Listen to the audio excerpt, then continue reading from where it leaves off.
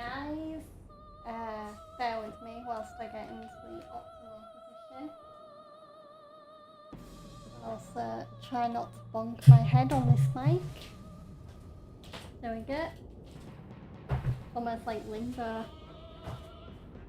And of course, okay. Yeah, welcome everyone to a special Friday stream. I didn't really feel like getting back into the 5-game cycle yet because after going back from America, I do want to try and ease myself back into the routine a little bit. So, and I also couldn't think of a game to play today. I could have played in with Masume, but I didn't want to be too samey. So, yeah, so in a minute when he's done eating his pre-stream snack, Fred will be joining me and we're gonna take it to a place that I have not taken it to in quite a while on stream. It's been a while since I played a Souls-like game on stream. Well, it won't be me playing it, it'll be Fred playing it, but the last Souls-like thing I streamed, I believe it was Black Myth Wukong, back when that game first came out, which was a good couple of years ago. Or maybe not, no, it wasn't a couple of years ago, it was like, well, a year and a half ago, I want to say now. But we will be playing the OG version, not the PS5 remake version, the OG version of, and perfect timing, Demon's Souls. Hey. So, yeah. Are you ready yet? Almost. Okay. So, the 5-game cycle will most definitely be making its grand return next week, but I did really just want a couple of days to kind of have some streams where, like, I didn't, like, I do feel like I am coming out of my jet lag, but I'm still kind of in a mood where I'm kind of not wanting to get back to my proper routine yet. Like, I'm still in that post-holiday bliss where part of me wishes I was still in America. Oh. Well, you're like that too, aren't you? Kinda. Yeah. Also, you are sat on my dressing gown. That's nowhere near where it should be. Get over here, will you? You dang vermin. South Park's rubbing off on you. Is it? I was just doing an accent. Mm-hmm. An American accent. You okay there, honey? Yeah, I'm just adjusting, making Okay. myself more comfortable. Just adjusting. Alright, let's get this thing to be actually audible. Yeah, we're doing something a bit different today. We're hoping that this is not loud enough to pick up on the mic, but it's loud enough that we can hear it, because we hate wearing headphones. They suck. So, whereas you guys will be still hearing the stream through whatever audio device you use, whether it's your mobile or your headphones, we're going to be listening to it through the TV today. Yeah. That is what Fred is trying to say. Ooh, which class? Which class?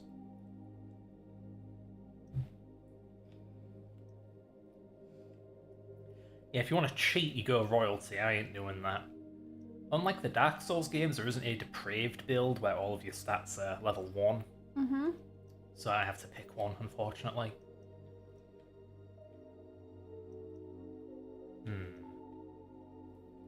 I'd like to go for a particular build. Me and George have played a bit of Lies of P lately. So we're very used to nimble builds that can dodge well. Not interested in being a tank on this playthrough, I think. What do you think, though? I'm trying to remember what build I have usually gone for with Lies of P. I think I've kind of taken after G-Dog and her chill soon-to-be husband. Thanks. Yep, that's right, Ibrahim. Also, welcome in. I hope you're having a good start to, well, a good end to your week. I almost thought it was Saturday for some reason, so I was like, wait, is it the weekend? Yeah, okay, I'll go Hunter. Got a battle axe and leather armor. I think that'll be good. But usually when I play Souls likes, I kind of take after one of my favourite streamers, Chugs, and go for a more generic melee build. Oh god, look at that jaw. Oof. I'm not really a magic or wizard kind of person when it comes to Souls likes. Too many of these look like guys with wigs on. Where are the feminine facial features, man? Good gravy. This one's a goldfish.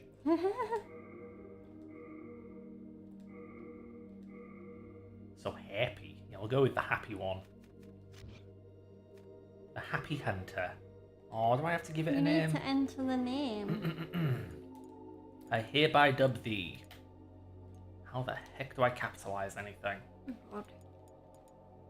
Isn't there a shift button? Yeah, there is. What the Capitalize. He doesn't confuse. There we go. Grog the Happy Hunter. I can't tell if it's New Zealand or Australian. Yeah, I know everyone says that. They're like the third person. I'm actually a type of British. Rare breed. Yeah, I swear I have a cousin that sounds like me, and that's about it. I feel like my accent is more typical of this area. Yeah, it is. Whereas with you, like, yeah, you have a similar accent to me, but because you're a little nasally. Oh, thanks. And that's not a jab at you or anything, but the nasaliness, I think, makes Fred's accent sound really different to mine. So what you're saying is I should move to Australia because I would fit right Or in. New Zealand, according to Ibrahim. Yeah. I mean, if I had to choose either or, I probably would move to Australia. Oh, goodness. Maybe. I hear horror stories about their laws. Yeah. I mean, I probably would ever move to Australia, but from its eternal slumber, and that a colorless fog had swept in, unleashing terrible demons. The demons hunt down. Should we watch this or just get to the damn game? I mean, why are you impatient? Are you itching to get to the boss fights and whatnot? I am indeed itchy bam. I mean, sure, why not? Woohoo. All it's talking about is like, ooh, there are demons and they eat souls, the end. Hence demon soul. Ooh. I think Lord Rydell looks a little bit like David Harbour from Stranger Things. We got Australian Moist Critical before GTA 6. I was compared to a different streamer while I was in America, but this one's a bit more flattering, thank you. Isn't Moist Critical a really popular streamer? Okay, game. We're already off to a bad start. Oh, Why? baby. Game's like, oh, would you like to skip the first part of the game? And I say no, and then it teleports me to the second part of the game. Like, can I just play the game, please? Does this have to be so hard? Good gravy. Let's try that Would you again. Stop fucking doxing me, you stupid game console. Goodness me, what is happening? Replace Grog with a new Grog. Let's see, Hunter. Fine, I'll go with that.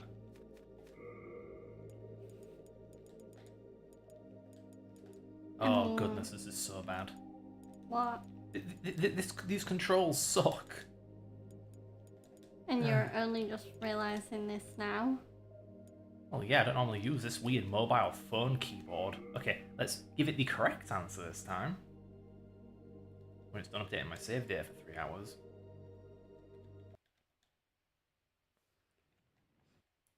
Would you like to play the Jenny? Yes, actually I would. I'd like to play the game, believe it or not. That's what you get for being trigger happy and not fully taking in the dialogue boxes. What kind of dumbass game is like, hey, would you like to just ignore the content and skip to the ending? Ugh. Well, isn't the first part of the game the tutorial anyway? Yeah, but it's a fun tutorial with a nice challenge at the end. Yeah. Ooh, this is a nimble class. Me liking. Anyway, yeah, you can get to talking if you'd like. Yeah. I'm just here for the distraction. I mean, we're gonna get a lot of things before GTA 6 at this rate. I mean, we're getting a new Resident Evil before GTA 6, that's for sure. RE9, especially after the RE showcase that aired last night, which is, it's on the Game Awards channel if you missed it. Yeah, RE9 has got some really interesting additions, improvements, gameplay changes, I guess. Like what? Well, so the whole first person, third person camera thingy, I originally thought it was gonna be, you know, before the game you select which camera you want for each character. Yeah, that's not what I was expecting at all. But what it actually is going to be is, in the options you can basically change the camera any time in the game. Options? I always expect it to be mid-gameplay like Fallout or Outer Worlds 2, as it's named. No, it's in the options. Weird. So there's an option called Leon camera and an option called Grace camera. Okay. And yeah, you can switch between first and third person. So that's really cool because it does enable the opportunity to be like, I want to play the survival horror parts of the game in first person as Grace, like make it very RE7 and RE8. And then you can make it more like RE2 and RE4 with Leon by going third person. For like the more actiony actiony sequences. So what you're saying is I can turn Resident Evil into a first-person shooter. But then also they're straight up turning Leon into Rick Grimes because you know how in RE4 he had a knife to parry? Uh-huh. Well, in RE9 he has a hatchet. Right. I'll not take this Leon slander.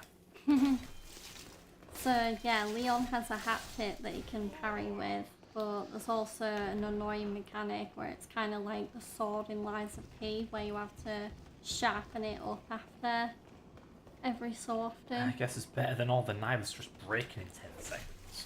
Yeah. And then I wasn't expecting for Resident Evil for them to change the crafting up either, like crafting with the blood of infected zombies, I guess. And I think you can also make weapons that use the infected blood, and I think one of them just makes the zombies explode. Like, I swear near the end of the showcase there was footage of Grace using a syringe that was filled with the blood, and then she injected it into the zombie and it blew up. Yeah, RE5 Accelerating Mercenaries has an attack that does that. Mm-hmm. So Wait, does that mean Grace is like Excella? A little, only nowhere near as popular with the Spanish fandom. And yet Leon might be more popular with the Japanese fandom. Oh, really? Well, everyone's calling him a hot uncle over there. What in the world?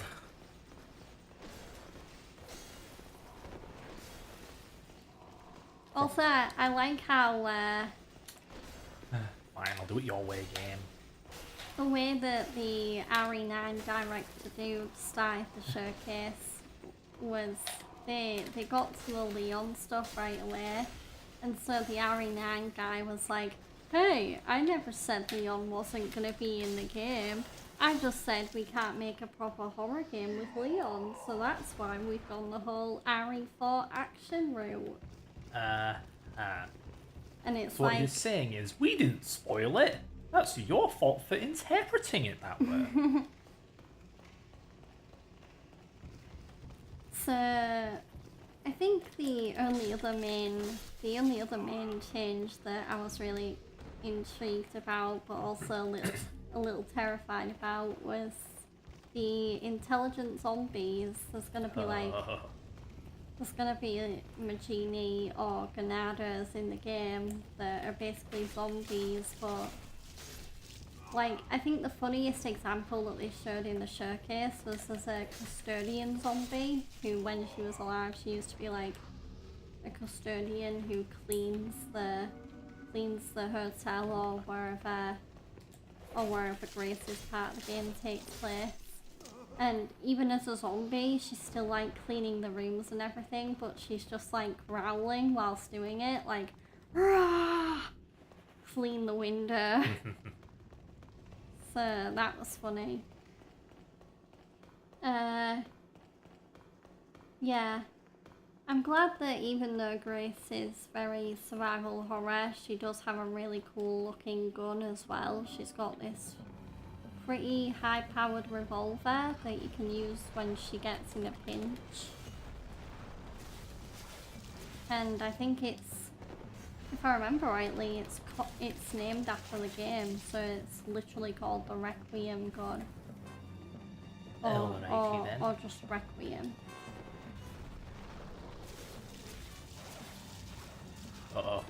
Ooh. And it's crazy how many collaborations are in RE9 already, because Leon drives a Porsche in the game, and it turns out that the car that Leon's driving in the game is a real car. And then secondly, Capcom also worked with a, I guess, Swiss watch company, and they specially designed a watch for both Grace and Leon, which they're wearing in the game and you can also buy yourself, because the specialized or the special edition watches are coming out the same day as the game.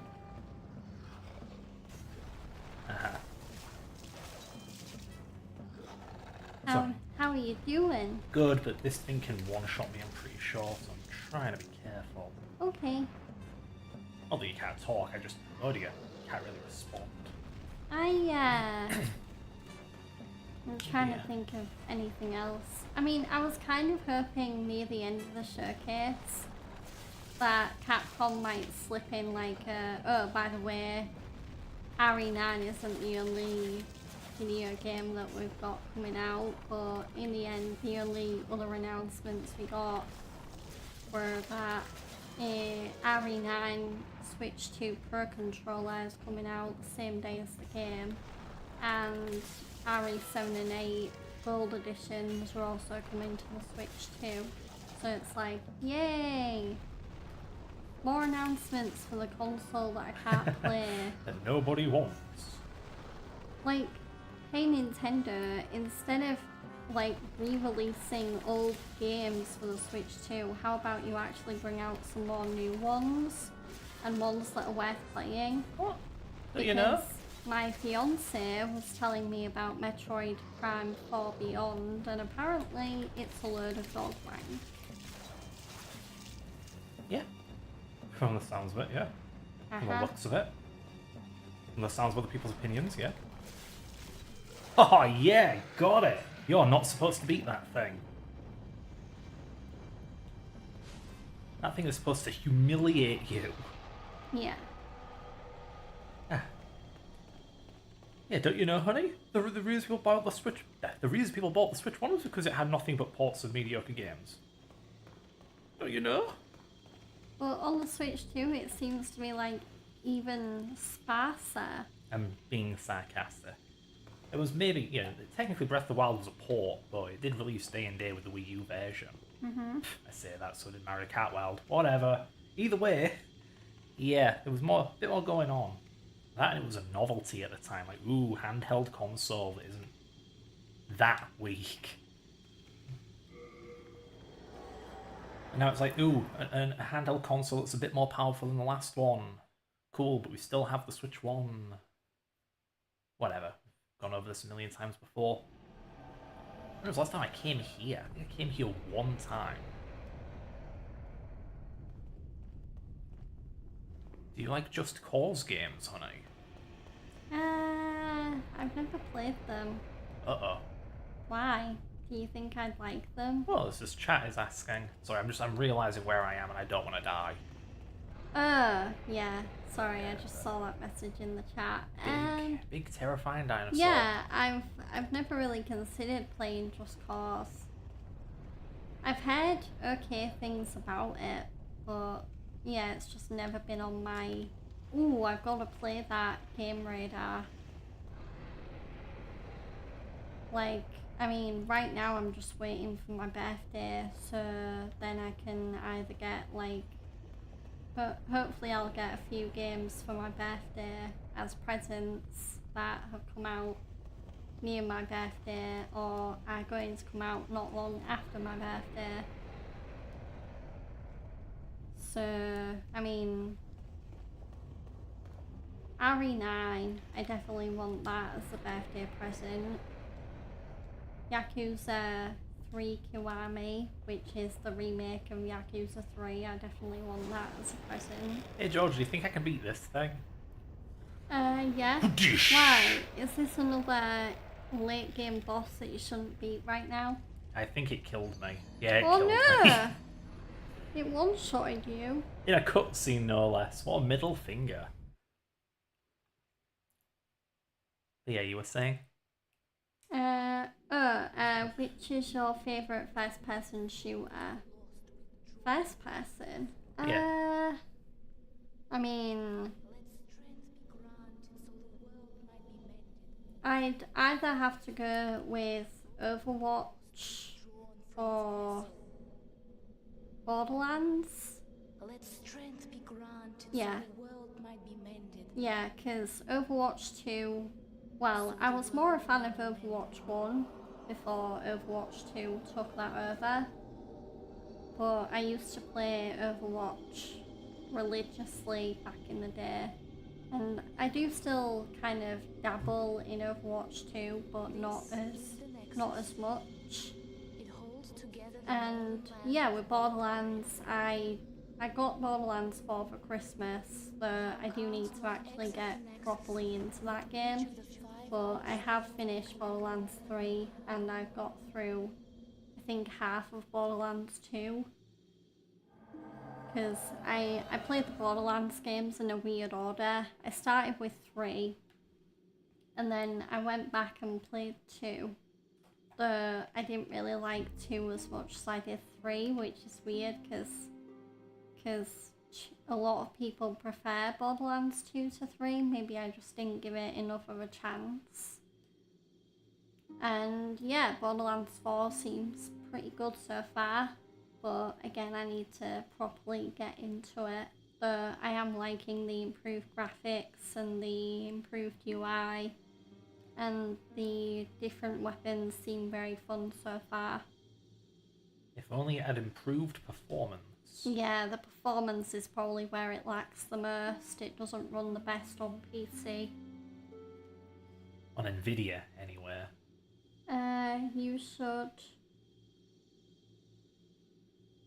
You should try... Ah, Fred's played Far Cry 3. Yeah, 1000G'd it. Way back when it came out. Yeah, I actually asked Fred recently whether I'd like Far Cry 3 because I've played Far Cry 6 and Far Cry 4 and 5 are both in my backlog. I need to play those. And because we were watching a show called Better Call Saul, and the guy who mocaps and voices Vass in Far Cry 3 plays a really important character in Better Call Saul. So we were watching that and seeing how good of an actor he is in that show has made me think, oh, he's probably really good in Far Cry 3. So I definitely need to give that game a try at some point. So Far Cry 4 and 5 have been sitting in my backlog for ages, so I might go through those first and play the series in a weird backwards order. What, starting with... Oh, right, okay. I was going to say, 1 and 2 are nothing like the others. So if you want to play modern Far Cry, you can stop at 3. I've seen Better Call Saul and also Breaking Bad. Is that what that says? I hate how the font's so small. Yeah, that's it. Yeah. But Better Call Saul is such a good show. Yeah, let me see if there's a way to make it bigger. Okay, how about... You can zoom in the window. Yeah, there we go. That'll do. That's a bit better. Wow, YouTube trying out some terrible challenge. There we are. Wahoo. Yeah, now I can see the YouTube chat a bit better. The font is like really small and I'm not the best at reading small text.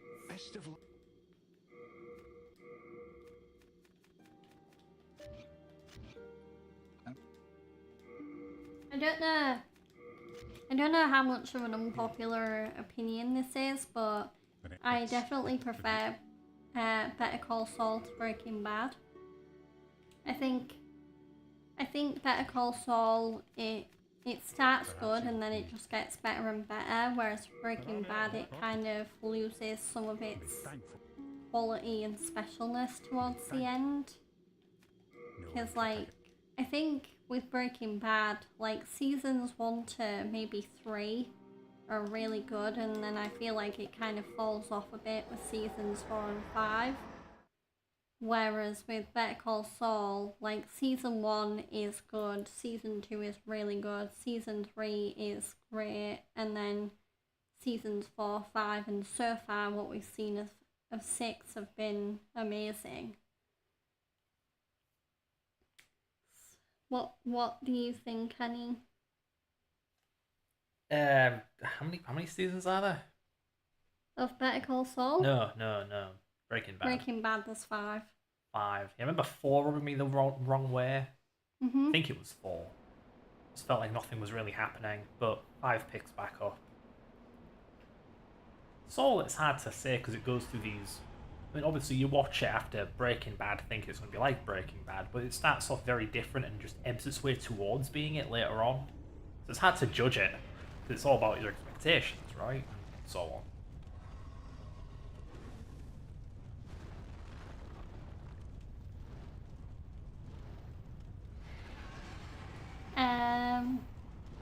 Yeah.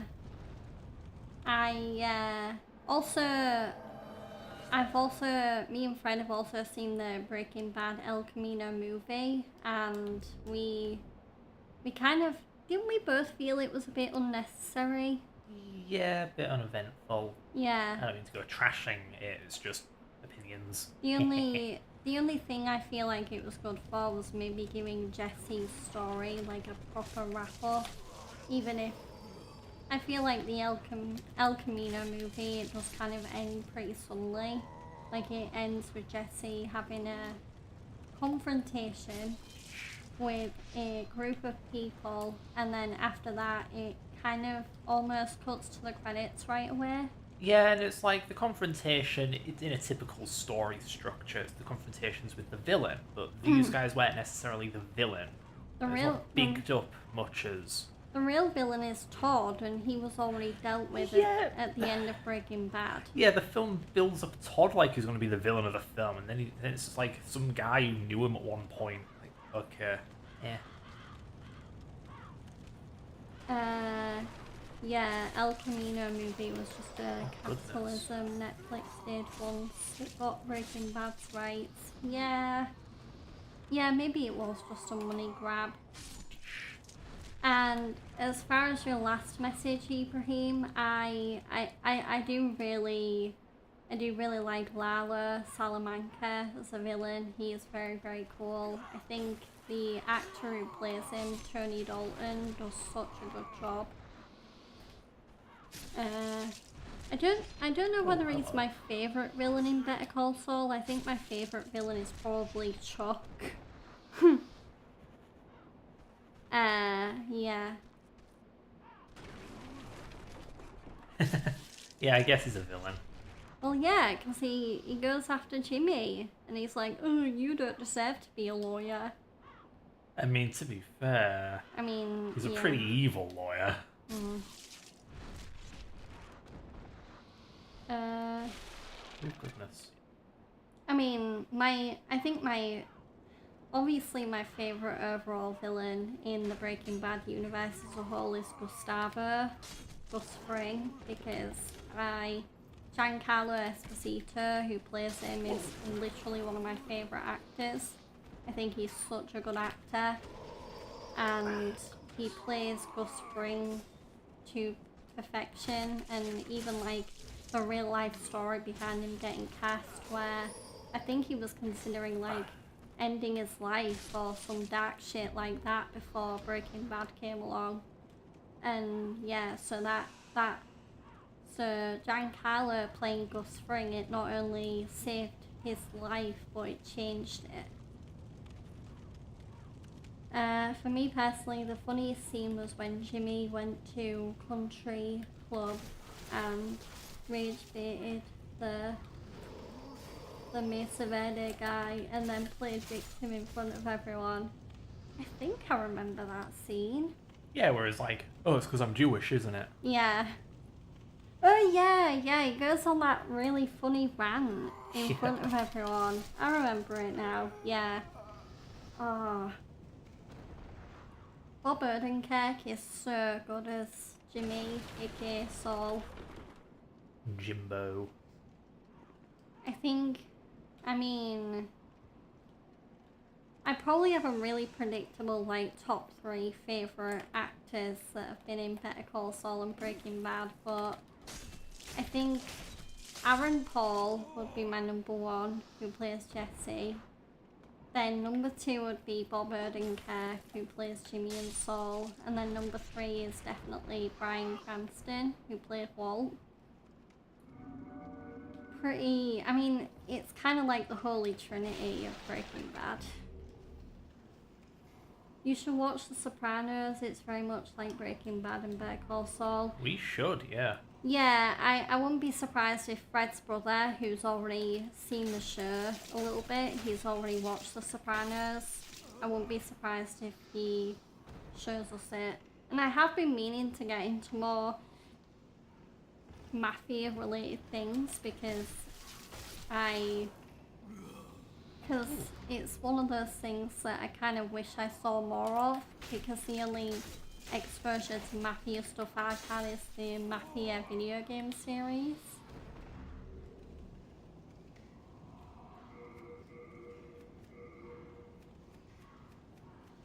I know The Sopranos is quite tragic as well, especially because I think the main actor in that show, he died like really tragically and really young as well. Oh. I think his name was James Gandolfini or something like that. Yeah, I don't to keep track of things like that.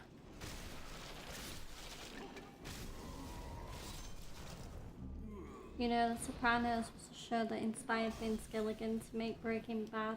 Whoa, really? Didn't know that.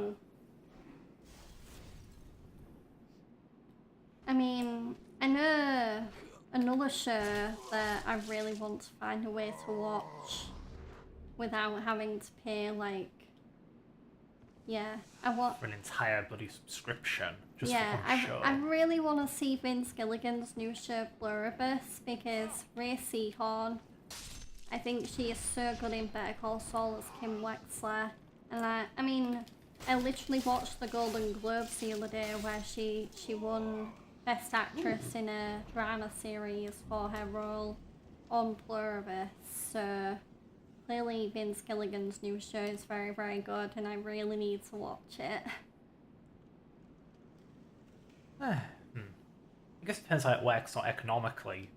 But I'm sure there are physical copies available, but then it begs the question, like, is it worth it? Because you're paying for one thing, or you can pay for a month or a year's worth of a subscription, have access to all kinds of other stuff. We have that issue with PlayStation Plus. I mean, it might come out on DVD at some point. DVD? Ugh, 480i? No thank you. Blu-ray or bust. Ibrahim, I've already seen Sons of Anarchy. I love it so much. I really need to rewatch that show at some point though, because even though I love Sons of Anarchy so much, I didn't see every episode, because when I watched that show, I watched it with my mum, and my mum did the really cheeky thing you do sometimes, where if you're into a show that much, you just end up watching episodes by yourself. Yeah, that is no. That's a no. So, yeah, I really need to properly rewatch Sons of Anarchy, and because that show is so good, and there's some really good performances in that show. Like Charlie Hunnam as Jack Teller in that show is just amazing. And I also really love Ryan Hurst, who in Sons of Anarchy plays Opie. Opie? And Ryan Hurst from Sons of Anarchy has actually just been announced to play Kratos, the protagonist of God of War, in the upcoming God of War Amazon Prime show. Of course, they're making a TV show of that. Which I think it's a great casting, but I'm also like, I also really liked him as Thor, so yeah.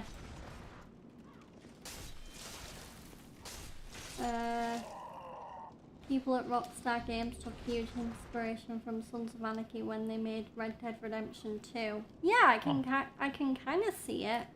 I was expecting it for Lost and Damned, though of course I'm not too sure how old that is.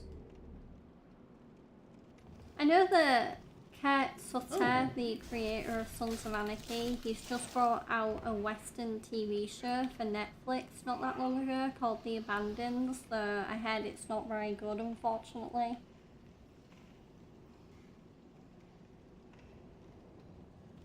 Even though it's got like Lena Headey, who played Cersei in Game of Thrones, and Gillian Anderson, who was in the X-Files and who I also know from the Netflix show Sex Education.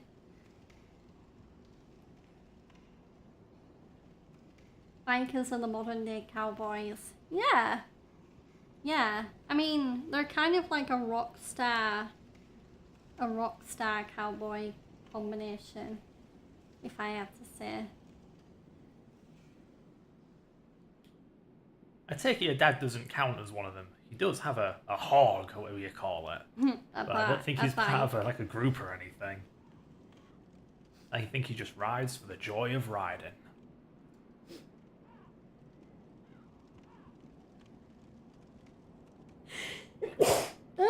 Excuse me, I can feel that creeping up on me. Don't tell me what to do. He does have people that he rides with, my dad, but yeah, it's not like in a big biker gang or club or anything. I think my dad has seen Sons of Anarchy as well. I think he watched it back when it was still airing because he used to work in Canada.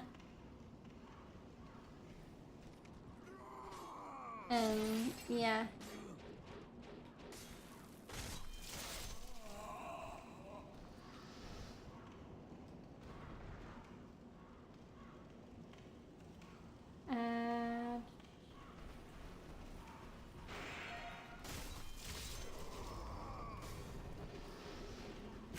Yeah, and as for the X-Files, I don't know whether I will give that a watch, but yeah.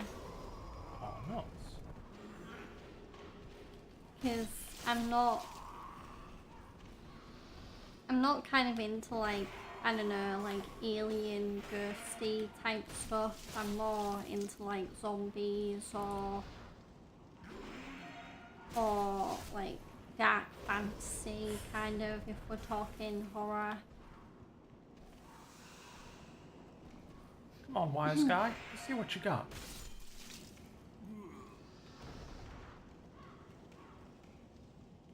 So many things common, like in both Red Dead 2, Sons of Anarchy, the gang leader, Dutch, and... I'm going to zoom it in some more for you. Oh goodness, now it's just hard to read. Oh.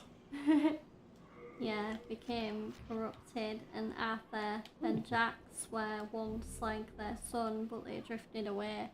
Yeah. Clay, yeah, that's the other word next to Dutch. I was like, yeah, who does Ron Perlman play in Sons of Anarchy again? And I'm like, yeah, of course it's Clay. Yeah. I don't know Ron Perlman from Hellboy, I know him from Sons of Anarchy, because he is really, really good in that show. Well, I know him from Fallout, the games. Wait, Ron Perlman was in Fallout? I believe he voices the narrator at the start and end of the game.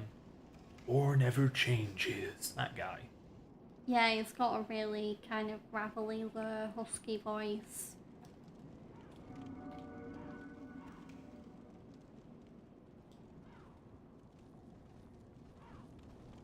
Come on, buddy.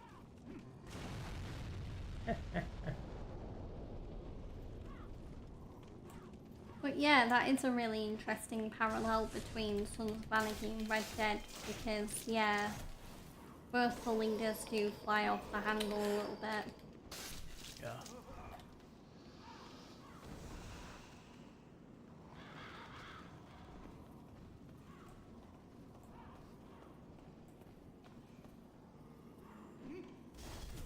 I do feel like they fly off the handle for similar reasons as well.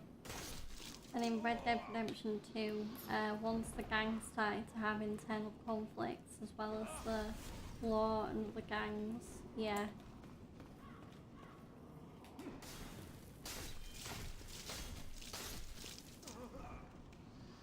I mean, I don't want to go too into detail with Sons of Anarchy, because I feel like if I did show Fred that show, he would really like it. It's a good thing I haven't been listening. I mean, I'm not going too much into spoilery detail anywhere. Okay. Oh yeah, they censored that in the remake, didn't they? What, the word slave? Yes! Oh. Like, you can have them, but you can't call them that. Yeah, okay, whatever you say, remake. Good gravy. Go ahead, time.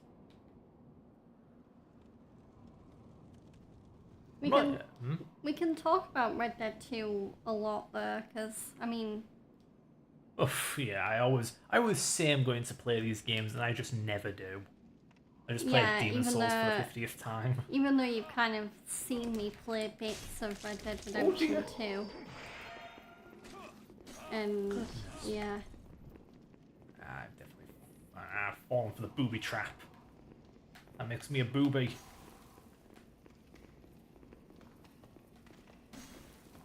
I mean, I kind of feel two ways about video game adaptations, because it's like, I do feel like they are becoming more commonplace, but I'm also like, I would really like to see a Red Dead Redemption 2 adaptation, especially if a guy as talented as Jeffrey Dean Morgan is pushing for it so much, and he's like, I want to play Arthur. Heck yeah. In both shows, the kid from the gang. Da-da-da-da. Yeah, in SOS Season 2. Yeah. Oh my god, there is so many parallels. I never even realized. Yeah.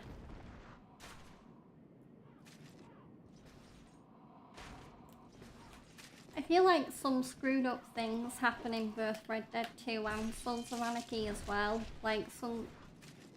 Because when things fly off the handle in both Red Dead 2 and Sons of Anarchy, things go really bad for the people involved. Oh no. You cheater! You can't heal! That's my thing!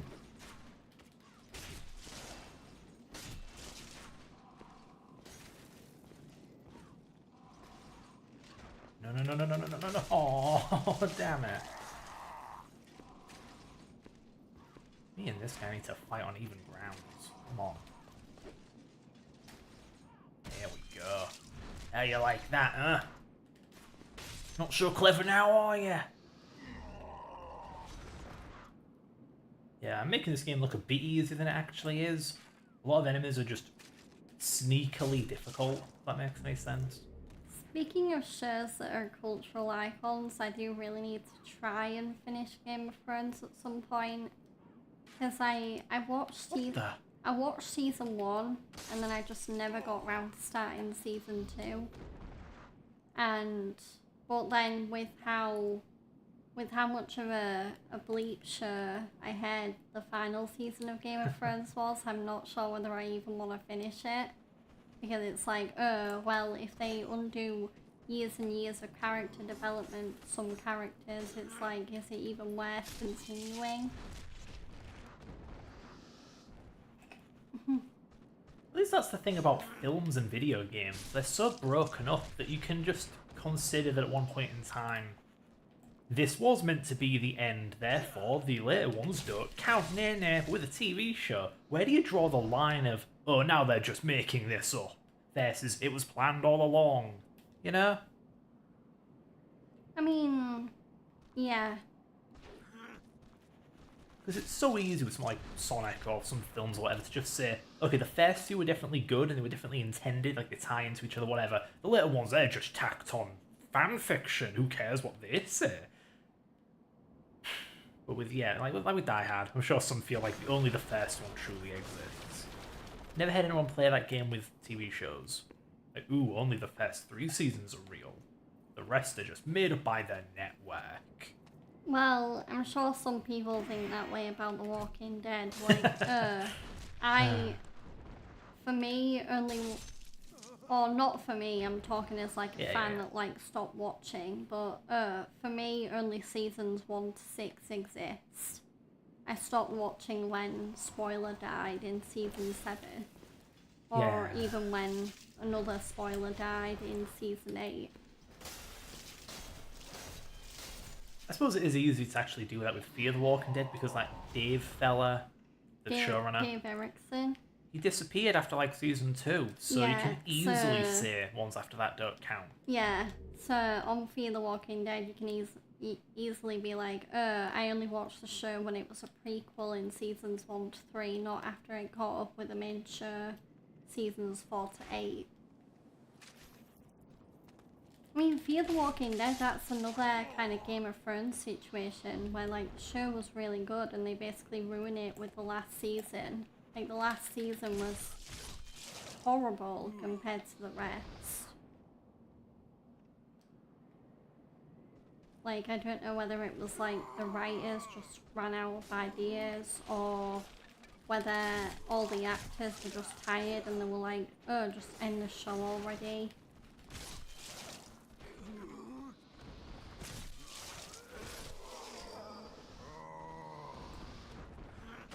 Yeah, these zombies, they're meant to be the weakest enemy in the game, but they have some really cheap combo attacks, so if you get caught by it, yeah, it'll kill you.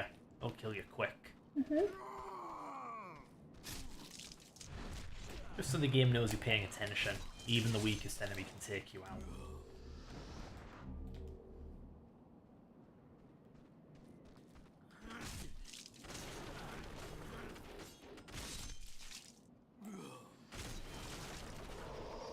I will say with Arthur's journey in Red Dead Redemption 2, I've never gone like the bad honor route. I've always made Arthur a good man throughout.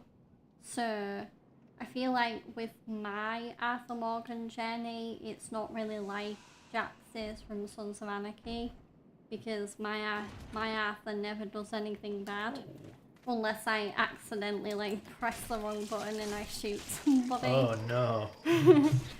Which can happen because some of Red Dead 2's controls can be a little confusing. It's like, oh, which button's the command button that tells me whether I can talk to or rob people? And which one's the fire button for a gun? Georgia, And I can get them mixed up. Georgia gave into the intrusive thoughts. Kill him now! Kill him now! Okay. Finally got my favourite weapon. Is it actually any good though? So the battle axe is 80, that's 80. 45. How's it to use?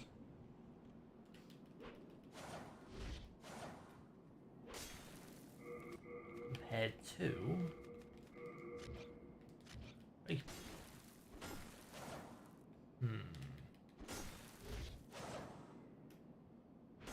These actually seem quite comparable, only this does more damage. Yeah. I suppose I'll stick with the battle axe then. Even in Red Dead 2, like another comparison is that Hosea got to do the bank heist that he always wanted to do, even if it didn't end, you know, even if it ended badly for him. But yeah, Hosea had always wanted to rob a bank, and then he gets to do it, like, not even on his own, with like the gang who he calls his closest family. Why does everyone attack quicker than me?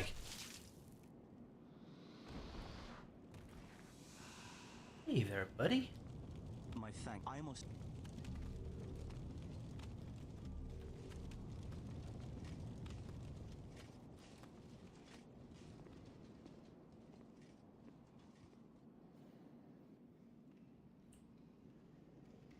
You all caught up on chat?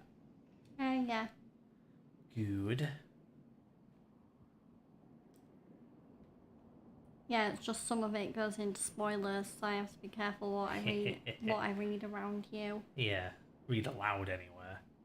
I can't control your thoughts, nor can I hear also them. play Red Dead 2 on maximum honor, but even on the high honor, yeah, that is true. Arthur isn't perfect on the higher honor. He has to kill a few men in missions, but that doesn't necessarily mean they're all evil people. Yeah. Thieves' Ring, huh? I mean, yeah, because there are some decisions that you make as Arthur that you might be thinking, oh, but why do I even have to make this decision? And there is very much like that moral dilemma where you come across a decision and it's, oh, but what would the right choice be? Like, do I take off, like, for example, do I take this money off of this person who's clearly ill with something, or do I, or as like another option, do I just kill him and end his suffering and then take the money anywhere? Wow. Maybe you should ask him. Would you like to die? Because if it says yes and you are granting someone a wish, which is even more honourable. Yeah. I'm more ethical because I kill people, what can I say? Speaking of killing people, it's a lot of enemies. I know what to do. Hey. What are you gonna do? Ooh, look at that frame rate. Oh, God. Havoc, baby. What the hell? Yeah. Have a... What, like the game engine or It's the... a physics engine, sweetie. Yeah. Nice dragon. Good thing I'm not going anywhere near it.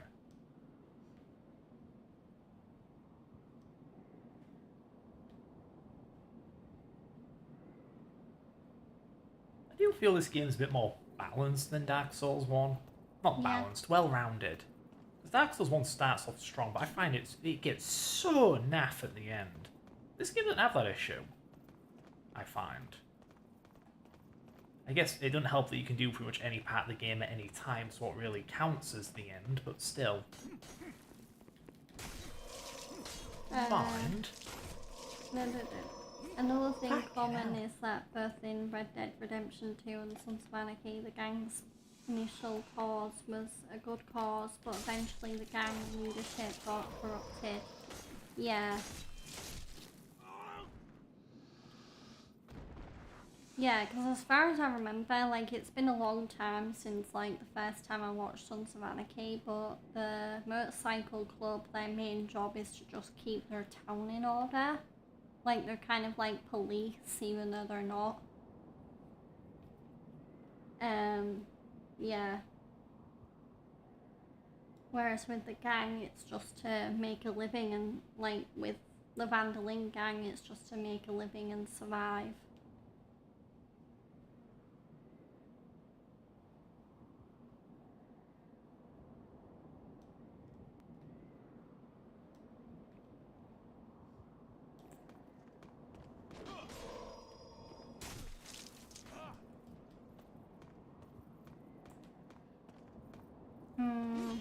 Yeah,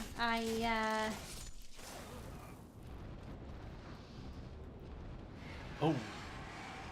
Oh. Oh no, it's a dragon. Dragon these nuts. Yeah, I got a bridge full of enemies to clear and a mighty angry dragon. What is a gal to do? You're not a gal, you're a guy. Playing as a gal. True. It's actually better to play as woman in this game, believe it or not. Don't you usually play as women anyway? If you have a choice? Yes, I do. Because, yeah. I mean, I do it just because, Uh-oh. I mean, I'm a girl. So, like, why should I play as a guy? Well, I mean, don't you like gawking at fellas? I mean, oh, could have waited that better. I mean, you've seen me play Stellar Blade, honey. Uh-huh. And yeah, clearly I enjoy seeing empowering women. Empowering. Yeah, okay. I don't even, yeah. When I play RE5, I feel very empowered as a man. Or I'm punching people. Yeah, thanks for hanging out, Ibrahim. I hope you have a great rest of your day. It was great to talk about Red Dead Redemption 2 and Sons of Anarchy. Yeah, it's been nice having you. Yeah, and so I won't be on stream tomorrow. The next time I'll be on stream will be Sunday, and Fred will be with me again. Yep. So feel free to come hang out for that if you can. And yeah, see you next time.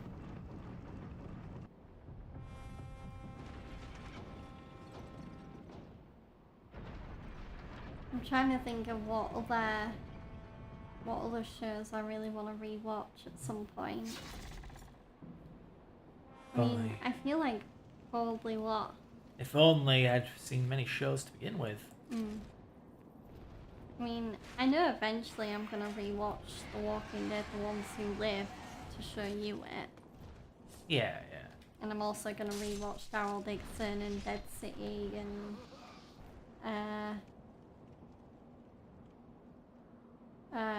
yeah, that's it. That's it. For some reason I thought there was an extra Oh, Walking bugger. Dead spin-off I was missing out, but I realised I got them all.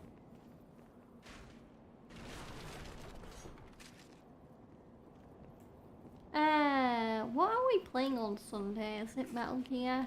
It's either Metal Gear or Mario Sunshine, I can't recall. I think we played Sunshine last... not last Sunday, because we were in America, but the Sunday before that. Right, so...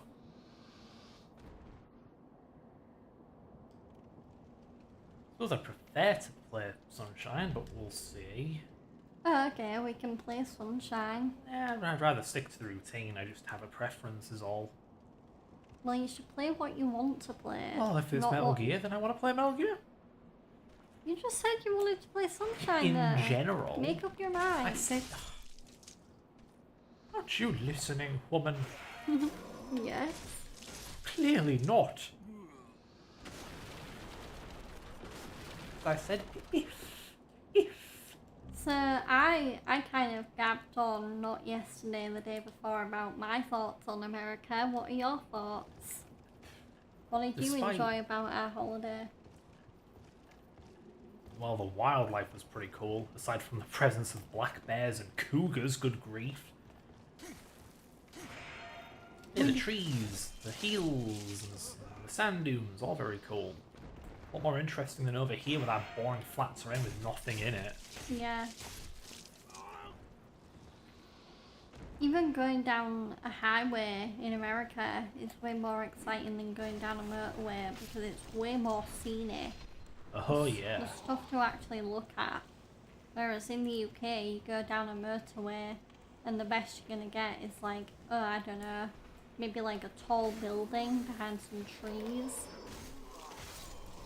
Whereas in America, you don't really have any trees, it's all just like buildings. Look at this dude.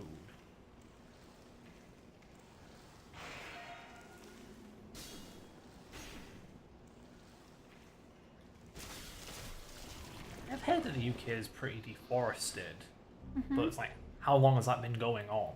I don't know. Were we like Oregon at one point? We just, over the generations, over the centuries, we cut all of it down? Because if we did, then wow, that's pretty bad. Yeah, pretty Yeah. naff. Well, we have a farmer's fields, maybe one or two little nature reserves. At least around here. I think the most interesting thing nearby is the Lake District.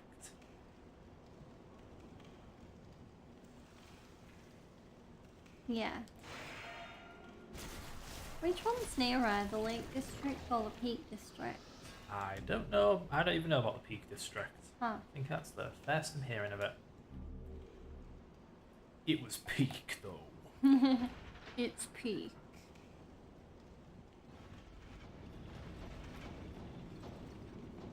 I don't really have any strong opinions on the place, I suppose. Aside from just like, wow, the culture sure is different. I thought I was used to it given all the exposure to media and stuff, but no, I don't think media gets across quite how loud and outspoken Americans are compared to us Britons.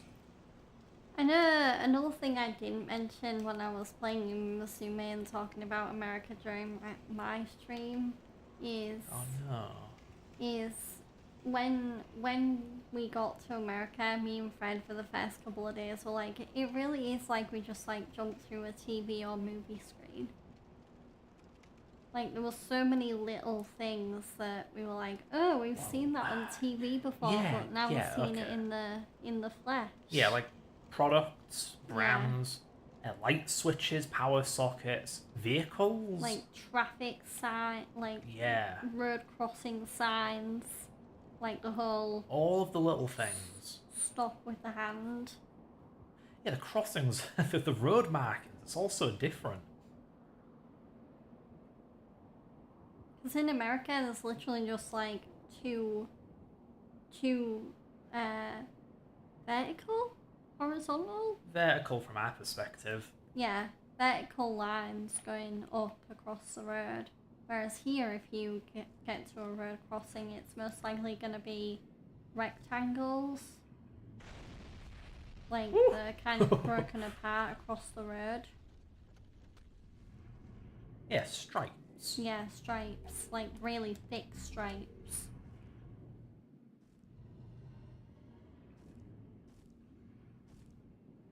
Also, like, I feel like American pedestrian crossings, I mean, and traffic lights, they both work way better and move way quicker in the US than they do in the UK. Because at least in our neighbourhood, if you go to a level crossing, you're going to be stuck there for a while. Or even a traffic light, you're going to be waiting in your car for a while, especially if it's a temporary one. Yeah, it was pretty odd coming back to the UK and then getting really annoyed at how long the lights took. Yeah, I don't know whether that was just because we were used to the American lights or just like general irritability because we just wanted to get home. We had been travelling for like 16 flipping hours. Yeah. So my patience was at its end, given we were right near home at that point. I just And wanted of to go to course, sleep. our bad luck, we literally got on like, I'm pretty sure it was rush hour, and we got on like a bus that was pretty busy. Oh yeah, just people off and on, off and on, off and on, constantly. Bus couldn't make it a few damn meters without stopping for someone. Which I know is the point of a bus. Doesn't make it any less annoying. A romp. Hey look, there's boss. Oh no. I'm already faffing up.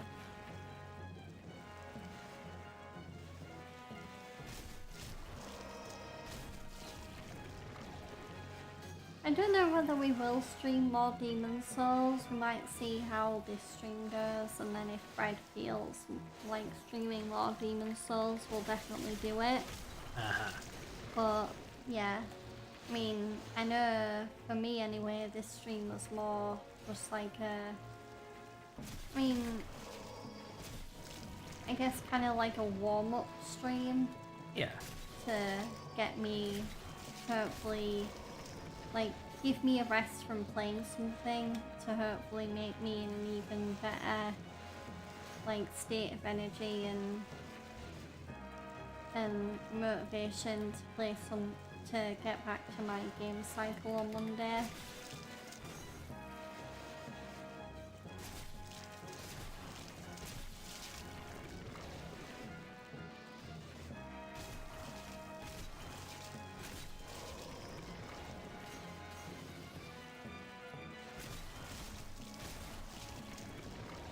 I faintly remember maybe 10 years ago I actually did play this at my cousin's. I think I did get up to the boss, maybe even beaten the boss. It's just funny looking back because then I thought it was like, man, this is the hardest game I've ever played. And now here I am thinking, oh, it's just the first boss of Demon's Soul. This is easy. But of course, that's how it is with a game you've played before. Even Lies of P, as difficult as that flipping game is, even stuff I thought was difficult on my most recent playthrough, like the laxative hair. No, really not that bad. Yeah. Just like to call her what she really is. Laxative.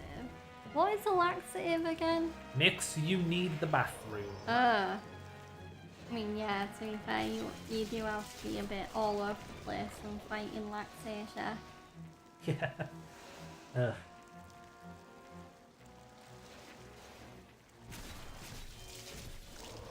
So experience makes you wise. I'm the same though, like I just started a new game plus playthrough of Stellar Blade because I wanna see how many more trophies I can get on that game, and if I feel like I get close enough to the platinum that I feel like I can just get the platinum, then I'll go for it. And even just playing through Stellar Blade again, like the bosses, which I struggled so much on the first time, I'm just like hammering through them this time. And I haven't even changed the difficulty or anything.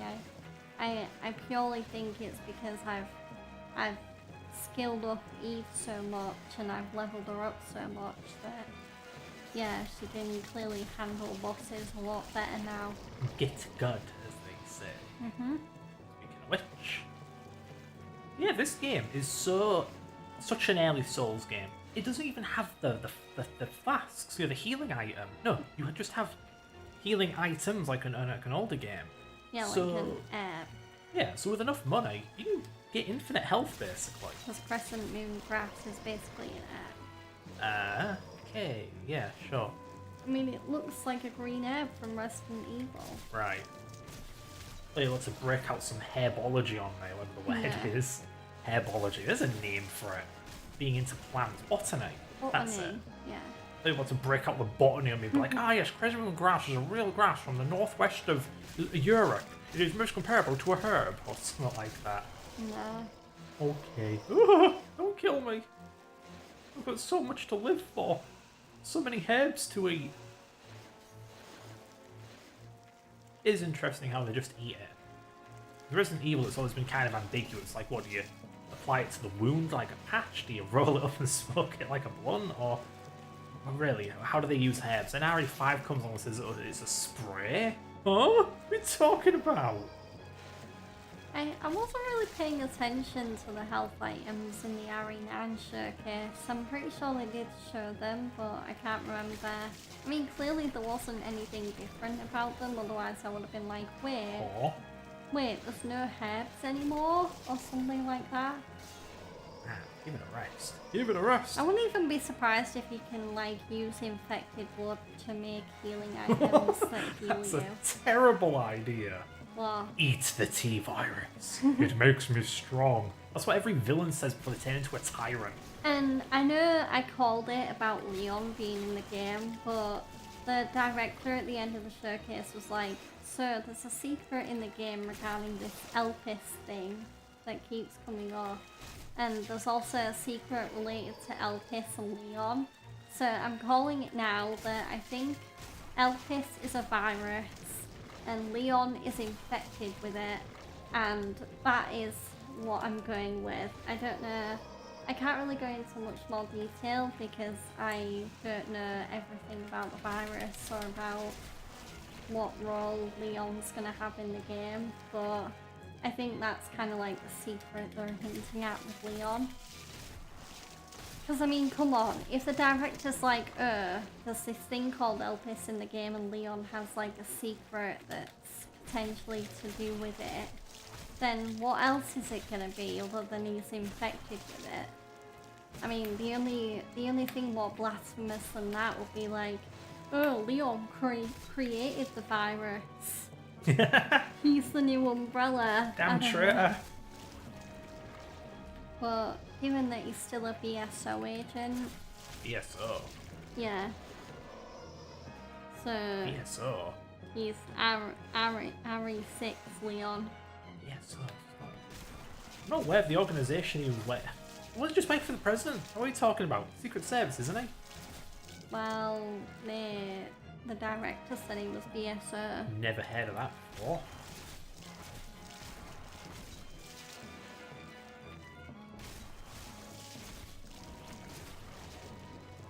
So yeah. Yeah. I definitely didn't mishear him either. Because even I was like, wait, BSO? I wasn't even aware that the organisation Leon worked for in Resident Evil There we 6 go. had a name. Or did it, or did. Oh, proper well did You it. did it! Hawker! High five. Yay! Mm. Oh, you're clothed. I Oh, am. Why am oh, I cold? oh. Does alcohol raise your body temperature? Yours in particular? Well, it raises yours when you're drinking it. So. Yeah, because apparently it goes like, it pushes your blood to the outside of your body, thus making you feel warmer to you and to others. Whatever. Anyway, first boss done. Woo! Also, Fred just ratted me out. Yes, I'm drinking alcohol. I'm drinking water. Yeah. Oh, look at Patches throw it back. Yeah, boy, I twerk mean, it. it's not that I'm not loosened up without alcohol, but I do feel like more of my personality comes out if I do drink on stream. Yeah, that and you said you were feeling tired, so a little sugar I just wake felt you a up. little like, ugh. What the hell? It's wax. Blinded with candle wax. Oh god. She's not really human anywhere. You know, if you blinded a normal person, the wax would come off eventually. Nino Kuni, Nino Kuni, Nino Kuni. I'm skipping this. This is boring. I don't know whether I'll play those games on stream at any point. I mean, I still need to beat them, but Hello, I guess if I was to ever play a Nino Kuni game on stream, I'd probably play Nino Kuni 2, just because that one's a bit easier and less ragey. I feel like Nino Kuni Wrath of the White Witch is very, very similar to a Kingdom Hearts game, where it's very easy to rage with that game.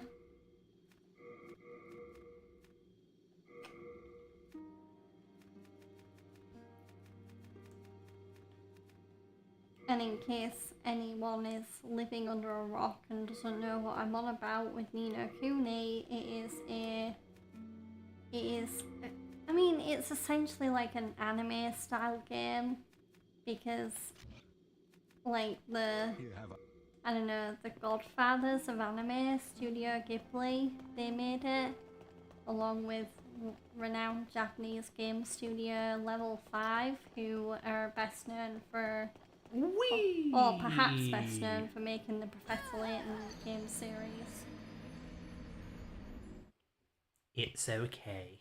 I meant to do that. You KMS! Yeah, this game has a really awkward system where you're either human or a ghost, and if you die as a human, the world actually becomes more demonic. Yeah. So I'm purposefully killing myself here because this place doesn't really count. Mm-hmm. And that way, if I die in the real world, I won't make it more demonic. Because the more demonic you make the world, the harder it gets. And I ain't doing that. Also, when you defeat a boss, you make the world less demonic. Uh-huh. So if you make the world minimum demonic, there's like hidden cool stuff. And I want that cool stuff. Yeah. Even if I don't get there in this little stream, it's just good practice.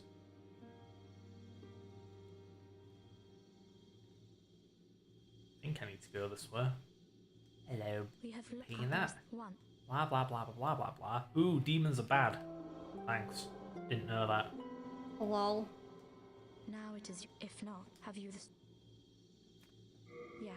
Now the old. Yeah, if you turn down his offer to destroy the demons, all it does is make it so if you kind of like 100% the game, he won't give you a cool reward. I guess he'll just be like, you don't deserve it. But if you say yes, he will give you the reward. Again, I'm not going to achieve it. I think you need maximum humanity or something. Mm-hmm. Nah, I ain't doing that. Not in the 4 hours we have for this. Assume we're doing a full stream, aren't I? I thought we only did 3 hours. Oh, right, yeah, so I'm very, very rusty.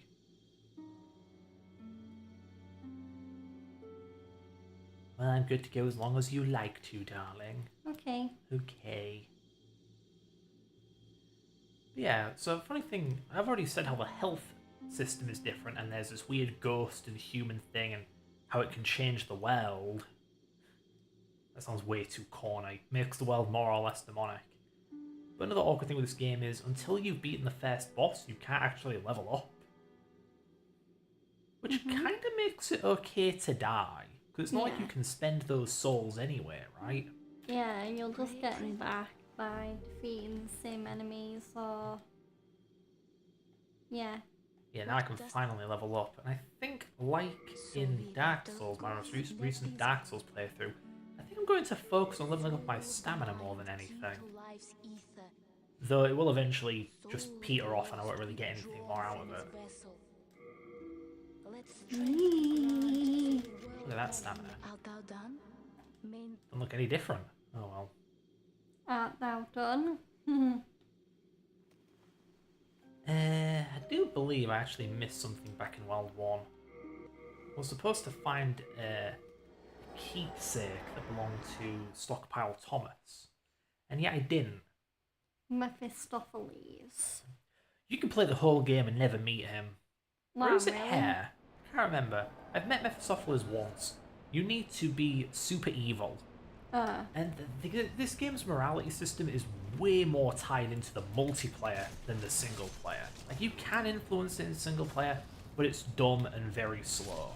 Yeah. You're meant to be evil or heroic by helping people online or killing them. And I don't have like my PS3 set up to play the fan-made server. It's just the original server, and that shut down ages ago, so I can't do online. Oh well.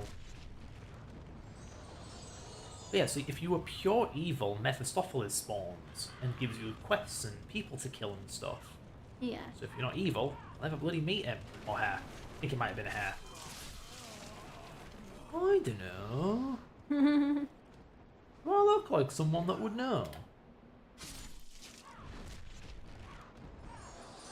I mean, I have platinum the game, which meant I had to meet Mephistopheles, but still, it was so long ago. Woodish. Yeah, that's definitely a strategy I've gotten better at. Not parrying. This, backstabbing. I remember it being pretty good in PvP. Like, the definitive strategy is just go behind your opponent and backsmack him. Yeah. I would never have dreamed of doing this in my earlier playthroughs.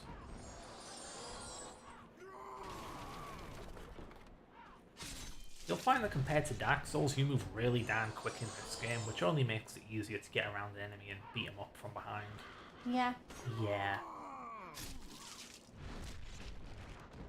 Ooh. Goodies. What the? Oh, sorry, that fight was way harder than I thought. I've used up a whole chunk of my moongrass. So, have you been up to much since we got back from America? Heck no! No.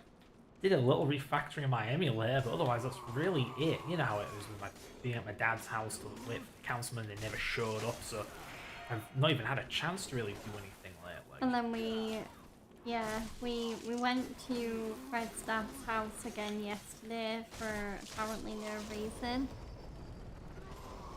Or there was a reason, but that reason became obsolete.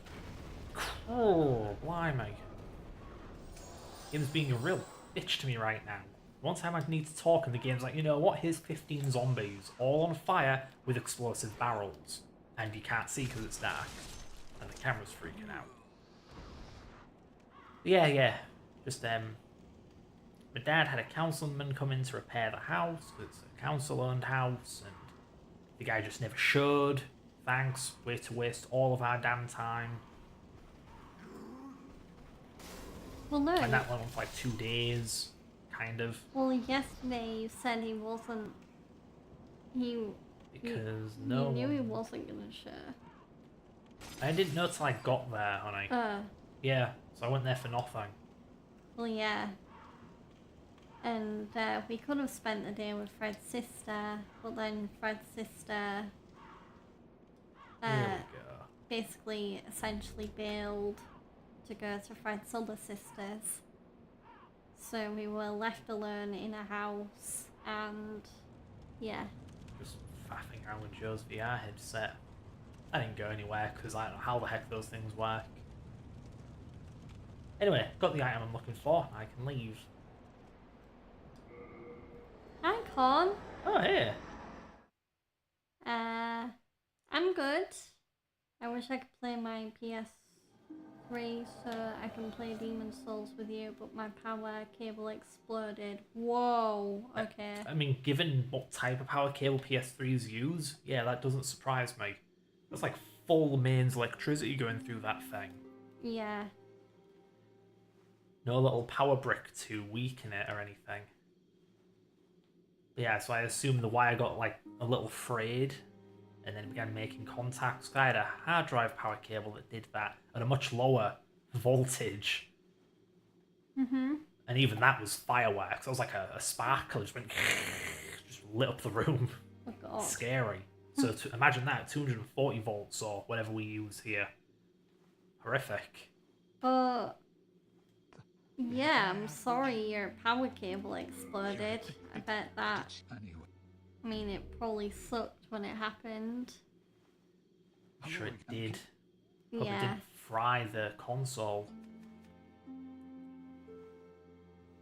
I'm surprised though, you don't have any spare power cables around because the fat PS3 uses a kettle lead, which is common in laptop power supplies, PC power supplies, and the later ones use the old 2-pin that the PS1, 2, 4, and 5 use. Yeah, there should be adequate replacements in all kinds of devices. Yeah. You have a heart. It exploded because it pinched the inside copper Damn. of the cable, and it busted open and exploded in sparks and fire. Nothing caught on fire. I don't have spare cables, sadly. Oh. And Shame. I mean, I'd recommend you maybe get some so the next time that happens, you know, you've got backups and you don't have to be as... Because I feel like it's way more gutting to lose a cable and then not have backups. So then you're just waiting until you either, like, get someone to repair it or you get a backup. Pinch the copper on the middle of, on the inside of it by accident. Oh, yeah. See, it's even more gutting when you do it accidentally and you don't mean to. Still trying to figure out which weapon is better. Yeah, me and Fred are just kind of getting back into our routine. We obviously came back from America a couple of days ago now. And yeah, we're both, I mean, I feel like I'm almost out of jet lag. I don't think I'm quite fully recovered yet, but I definitely as like breathless or tired as I was, especially on the day we came home, where we got home pretty late in, well, not late in the night, but just like in the evening. And the original Demon's Souls still can be played online. It can be. It's news to me. I'm aware that you can mod Fred it to... was just saying the original server shut down. At least I thought they did. I know there's a fan server, but you need to like mod the game or something, use a DNS to do it. Yeah. Oh yeah, fan server. Okay, yeah. Yeah, Fred doesn't have the mods available to do that. No, unfortunately. How many souls do I need? 340. Ugh, You don't need to mod it, just DNS. Right. Okay. That's such a neat trick, DNS is. Because if I remember right, they're the thing that turns a URL into an IP address. Yeah. So if you want to just hijack a URL, you can do that.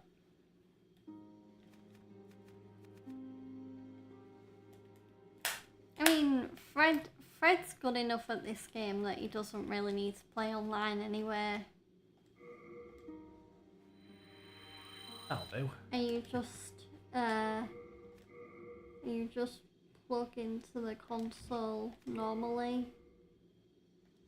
We're just doing the capture card with the PS3. Yeah. No, it's just saying DNS. You just plug into the console normally, which Oops. yeah, it doesn't require mods or anything. It's just in the settings. I misread that. Okay. Stupid small font. It's all your fault.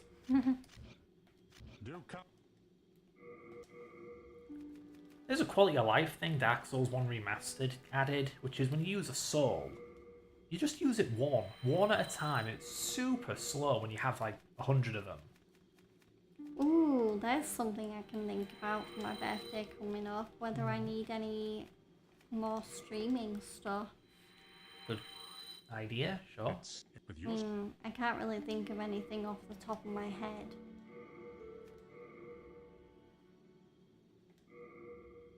Peculiarly ravioli. I mean, yeah, because right now with our current setup, I mean, even if I did want a green screen, like just you know, we could get rid of the background and it can just be me and Fred's bodies popping up in a corner of the screen. Yeah, our current setup doesn't really accommodate for that. So at this point the game opens up and gives us various levels that we can do. Level 2 of Small King, not really interested. I don't really like any of these right now. I'm so early game, I feel weak. My options are either Burrow King or Shadowman, and Shadowman is hard. Yeah. Seeing as you've just come in, Con, we are playing a female hunter build on Demon's Souls. Named Grug, because I was in a rush for a name. Named Grug. Unfortunately, it's Grug the second. Grug the first died in a horrible tutorial skipping accident. Yeah. May she rest in peace. That's like in The Simpsons, where the Simpsons cat Snowball, like, oh yeah, just kept getting run over and over. Oh, man, Run over and over. That depressed me a little as a kid. Like, you think this is funny, Simpsons? What's wrong with you? Oh no! I know Fred doesn't need help, but I was so excited to see someone I like watching. Watching to be showing the game's original version some love. And I wish I can play PS3, so I'm a little jealous. Damn. Yeah, I mean, Fred's not played the remake, but he's seen footage of it, and even that was enough for him to be like, no, I'm sticking with the original. It was just one of those... So, Yeah, it was one of those times where he watched the remake, was not a fan of it, and yeah. don't you? I was like, I already have the game. I don't need to buy it a second time just for the graphics to be not worth paying the money for a big upgrade.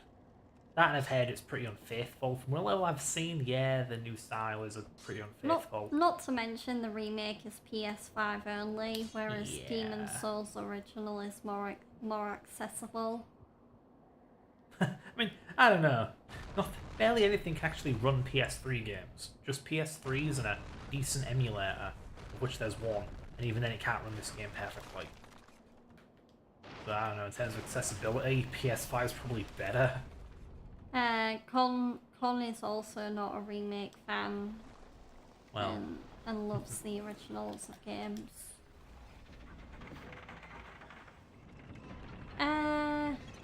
I don't know whether I've had a situation yet where I've like played the original of a remake, because I feel like all the remakes I've played have been of games where have been of series where I've wanted to play them, and the remake is kind of how I've finally got to play them.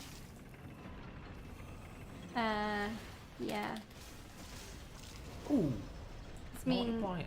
the Resident Evil series I got introduced to through the remakes. The Yakuza series I got introduced to through the remakes. Well, of 1 and 2 anyway. I think Yakuza 3 will be... Ooh, yeah, that's interesting. I wonder if the Yakuza 3 remake that's coming out next month is going to be my first time playing a remake where I have actually played the original. Metal Gear Solid Delta, that was another remake where I haven't played the original. So that'll be changing very soon, because I think I might be playing the original Metal Gear Solid 3. Yeah, on stream. If you don't want to play the remake instead. Well, I mean, I've already played the remake on stream, so I'd rather I give the original a try and you play the remake. If you're okay with that. Oh, got it. It's a waste of money. I want to do Spyro 1, but if you are a game collector, you would know how rare the original Spyro 1 is to get. I mean... Is it? I'll have to check my PS1 collection. I may have it, maybe. I did have it on PS1, but that was back when the PS1 was, you know, popular and... Well, not that it's not popular now, but I mean mainstream. Less popular with collectors. Like, yeah, like there wasn't a PS2 out yet.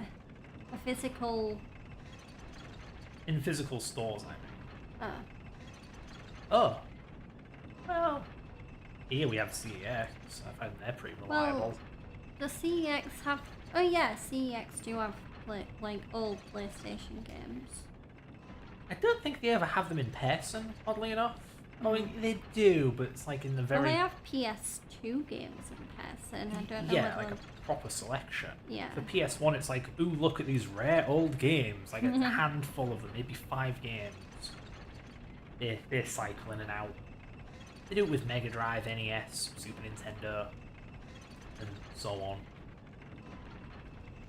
Yeah, that's been one sad thing to see over the years. Like, you go in physical game stores and then, like, one year you might be there, like, there'd be PS2 and PS1 games, and then the next year you'd be in, like, the era where it's like, oh, PS2 games aren't being sold anymore. So now the newest games you could get were PS3. Oh, yeah. In my city, every single one of the retro game stores told me it's a rare game to be sold in stores. Interesting. So I bet if you were to if you were to get a copy and like, I mean, you probably want to get a copy to play it, but if you were to get a copy and sell it, it'd probably sell for a lot of money. I need to double check that really, because they're definitely more valuable than they were maybe a decade ago. Yeah. But it's still not like I can go selling my copy of, obviously not Sonic, you know, those mainstays never worth anything. But like a semi-popular but uncommon game, maybe 60 quid at the most? Okay. What's the best example of what I can give of that really? I'm drawing a blank. I swear there are games where I've seen them online and thought, oh wow, so those are just cheap old games. They're actually fairly valuable ones. But it's not much. But whenever I hear about Spyro 1 on PS1, I do get a lot of fond childhood memories from playing that exact game when I was a kid. Because I feel like for the PS1, like, yeah, I played other games, but I feel like Crash and Spyro were like my two mainstays on the PS1 that I kept going back to. Even if I wasn't very good at them, you know, because I was a kid. I just played them to pass time. Obviously now, especially now that there's remakes of Spyro 1, 2 and 3, and then there's the Crash Insane trilogy. Now I can be a lot better at both games because I'm an adult and I can think for myself a lot better.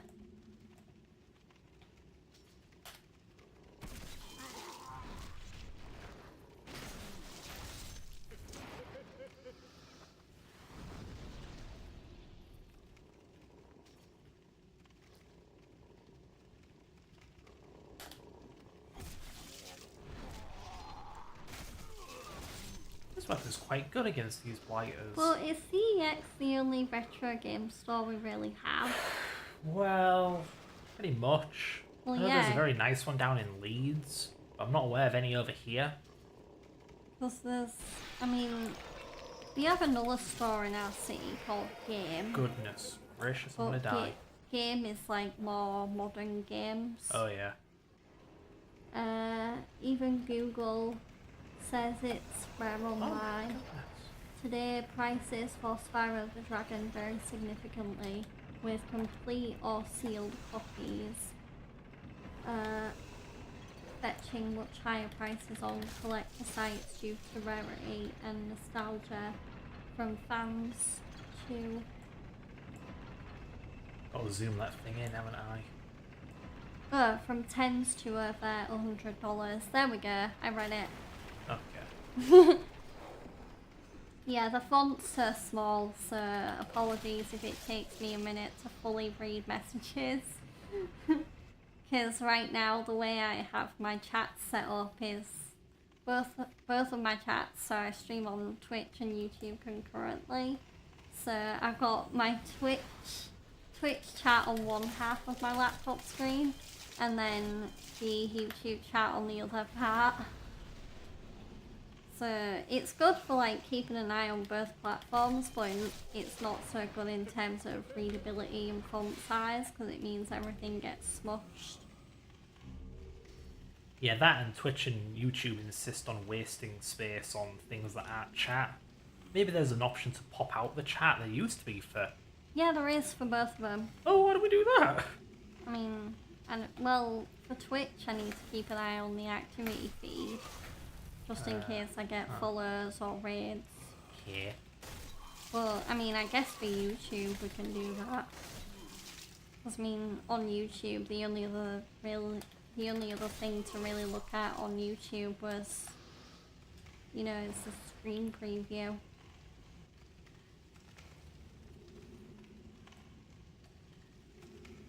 Oof. That's not what I wanted to do. At least around the corner before attacking me, you damn cheater.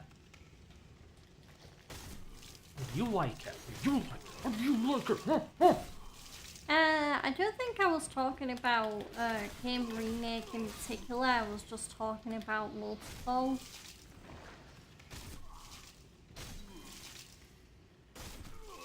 I kind of just went on a ramble about remakes, so now I'm like, wait, was there a remake that I was kind of mentioning in particular?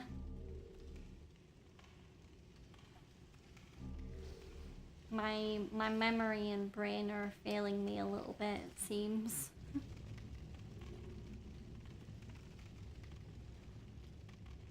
Do I need to be on the left or the right here? I think the right, maybe? No, it was the left! You picked the wrong one. And I had no way of knowing. Nope. Thanks, game. Real fair. It's almost like the one game in Squid Game where they have to cross a glass bridge and they have no way of knowing which of the real panes of glass and which are the fake ones. Well, I think we have a way of finding out. Well, yeah, but I mean, they try and use it, and then No. the organisers are like, nope. I'm talking the other way. Oh, yeah, You mean get someone pushing. else to find out. Yeah, you mean pushing people to their Yeah, doom. very funny.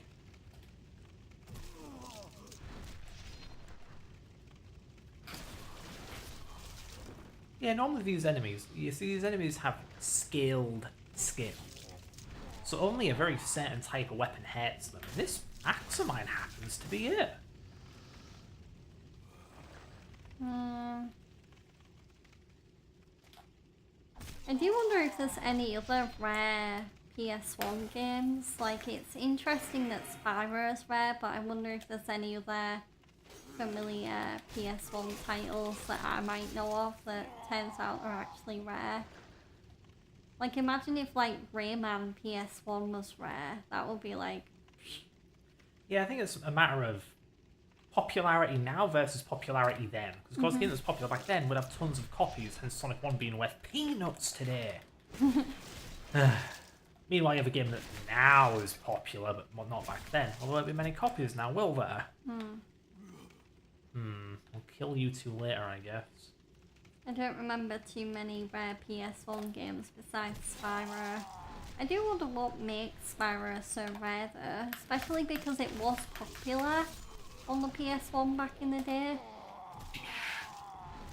Was it a full-on bestseller though? Yeah, I don't really know.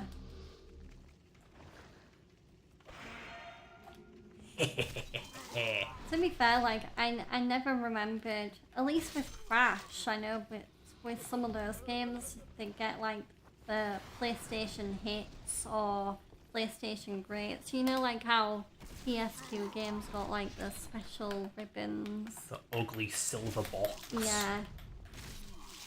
Yeah, where it'd be like, this game's great, you should play it. I don't think Spyro games ever got that treatment. This game's so great, we had to ruin the box art to balance it out. I remember Crash Nitro Kart getting that treatment, and I can't remember whether any of the Crash games on PS1 were like, this is a hit, you should play it. You know, it's a small world. The people, or some of the people who worked on Spyro actually worked on Sonic 2. The Sonic 2 was worked on by a handful of Americans. So I think it was the artist, what was it Tom Payne? He did Hidden Palace Zone, which is full of big old gemstones and crystals and whatever, which is fitting given the aesthetic of Spyro, all the gems and crystals. Like there's even an interview where he points that out, saying, yeah, I had a thing for drawing crystals, I guess, in the 90s, because they did that game and Sonic 2. So, yeah, as you say. I thought you didn't like me saying that too much. I'm also a hypocrite.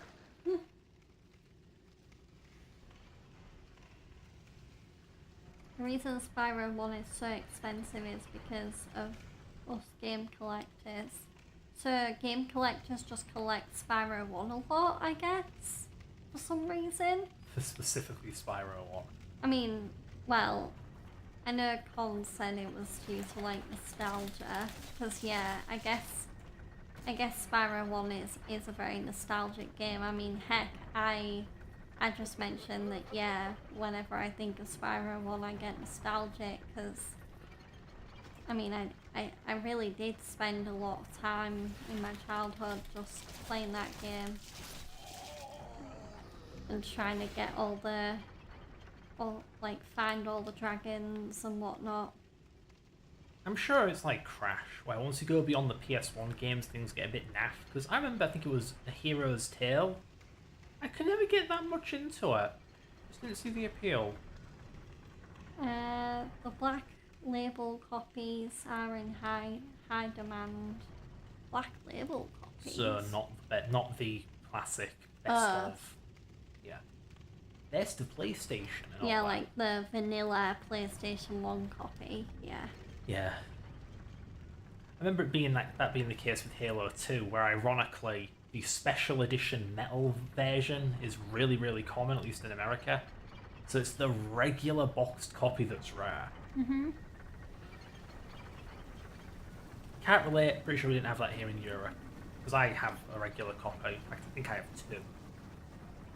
Yeah. Yeah.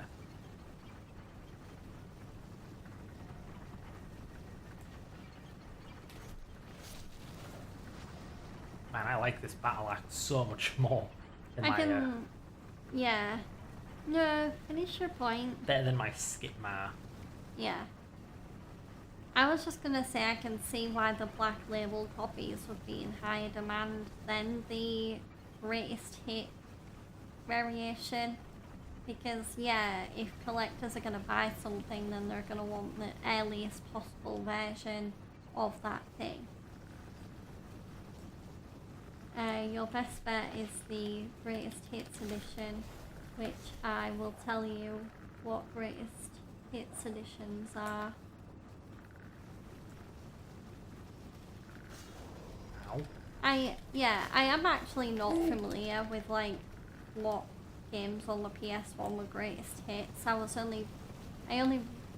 was only really brought to my attention that you can get like PlayStation hits editions of games with PS2. Like I didn't even really know that was a thing with the PS1.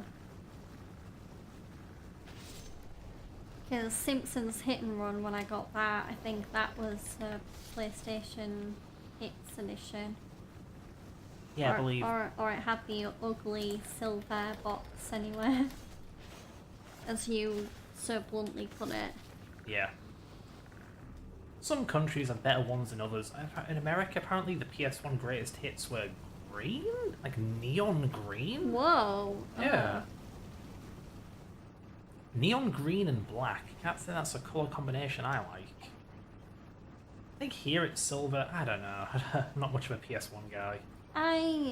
From the PS3, I know like their like PlayStation Hits collection, like it still had the black ribbon, but there was like red all around the actual game cover art. I think it depends on which generation of PS3 box art. We're talking like PS3 when it was like the number 3 on the spine.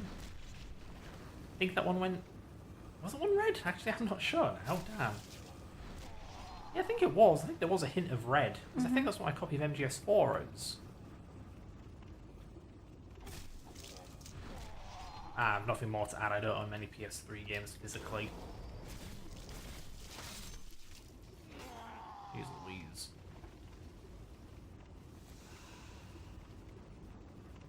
Yeah. Out of me, I mean, the only reason I kind of regret selling my old games is because now I can't really remember what, like, every game that I had in my game collection. But at the same time, I know if I did keep them all, I'd basically be a game hoarder, and they'd probably take a lot of room. Like, if our storage room that we keep all our extra stuff in isn't full now, like if I'd have kept all my games, it probably would have been full. Yeah, I own all these physical copies and I barely use them because I just moved on to like... so many good games have later re-releases that are way more definitive. Like, yeah, I own Sonic Adventure 2 on PC, on GameCube, but it's like, well, the PC version's so much better. At least when you fix it up with mods. Why would I ever bust out the GameCube version beyond something really, really authentic? Even then, I should be playing the Dreamcast version, which I own, by the way, a Japanese copy that I bought in Japan. It's got the cool little paper spine and everything. Don't use it though. Rather the PC version. I mean, yeah, that's kind of similar to me, where like I have a 3DS and I could play like all my DS games on like the dinky little handheld screen. But now that I know DS emulation is a thing, I'm just like, why don't I just play them on my laptop? Yeah, it's a bit ironic. You buy these physical games, but then you can just extract their data and have them on PCs. You have to use cartridges lying around that you can't really, or that you don't really do anything with. The greatest hits editions are re-released discounted versions of a game that include different labels and Ooh, come on. brand Oh, names no! than the original labels and updates. Sometimes they are meant to be be affordable versions of the games that are also sometimes special editions with exclusive greatest hits options or features. Yeah, I don't remember of any like greatest hits versions of any games that I had having extra options. But then I guess for games like Simpsons Hit and Run or Crash Nitro Kart that I did get. Oh dear. That I did get the greatest hits versions of, or at least their equivalent anyway. I guess if you just get that version and you don't get the base vanilla version, Yeah, if I remember right. you can't really tell the difference. Yeah. If I remember right, the final version of San Andreas was greatest hits only. Again, at least in America, don't know about elsewhere. But yeah, it's an update that's only in the greatest hits version that makes some of the buggy, way too difficult missions easier. So yeah, sometimes you get a specific version. Some have bugs too, like Ratchet and Clank 1. Oh, Yeah, as with any update, there's the potential for fixes and the potential for regressions. yeah, it's like how when we were in America, Fred's friend whose wedding we went to, he's a big fighting game fan, and I was not aware of this because I stopped playing Tekken 8 like in season 1. I only played it for a little bit and then it just kind of fell into my backlog. I do need to go back and eventually do the story mode. But yeah, apparently Bandai Namco really broke Tekken 8 with their season 2 update. Yeah, what he didn't know is that apparently you can just type a fancy little command into Steam and it'll download the older version for you. You can do that with any game. Yeah. Yeah. So, wait, did he find that out after... I figured it out when we came back. Oops. Hey, item. I want that. Oh, I really want that.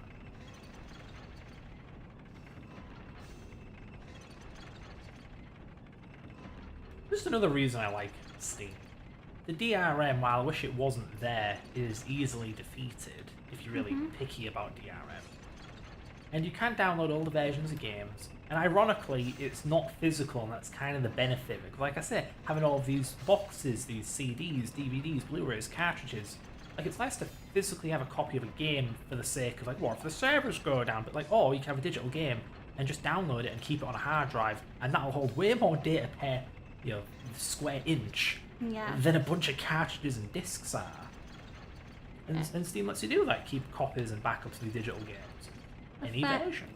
Yeah. Yes? What? The first Ratchet and Clank, the greatest hits version, is a bug that breaks the final boss music, but you can do a glitch that fixes it. Lol. Thank goodness. It's a funny thing. I don't think they teach it in programming class or whatever. I don't know if it's called defensive programming, but there is this train of thought in programming that you can build it in such a way that it's unlikely to fail. It's unlikely to be used wrong because it can't be used wrong. And so by hardening your software, you can prevent bugs like the music just doesn't play. I mean, surely the game tries to play music, right? Something really well programmed would know that the game tried to play music and for some reason it wasn't. Like something stopped it and just Yeah. Yeah, need I go on? That's what I like about C++. You can really toughen up your code to prevent shenanigans. Yeah. I'm not that familiar with the Ratchet and Clank games. Oh, baby. I've only really played, I think it was the game that they brought out along with the Ratchet and Clank movie. Is that Rift Apart? No. Okay.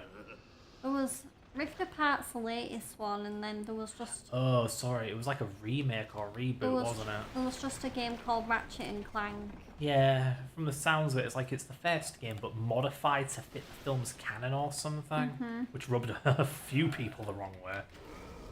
I know it would rub me the wrong way if they did that with Sonic. Yeah, let's make the game suit the films. No! Leave him alone!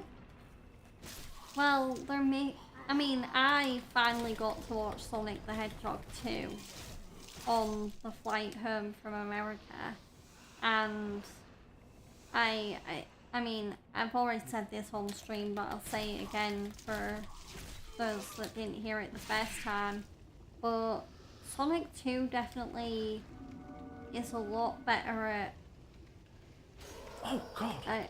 both paying homage to and using things from the games, whereas I do feel like Sonic the Hedgehog 1, like that movie, it really was just Sonic.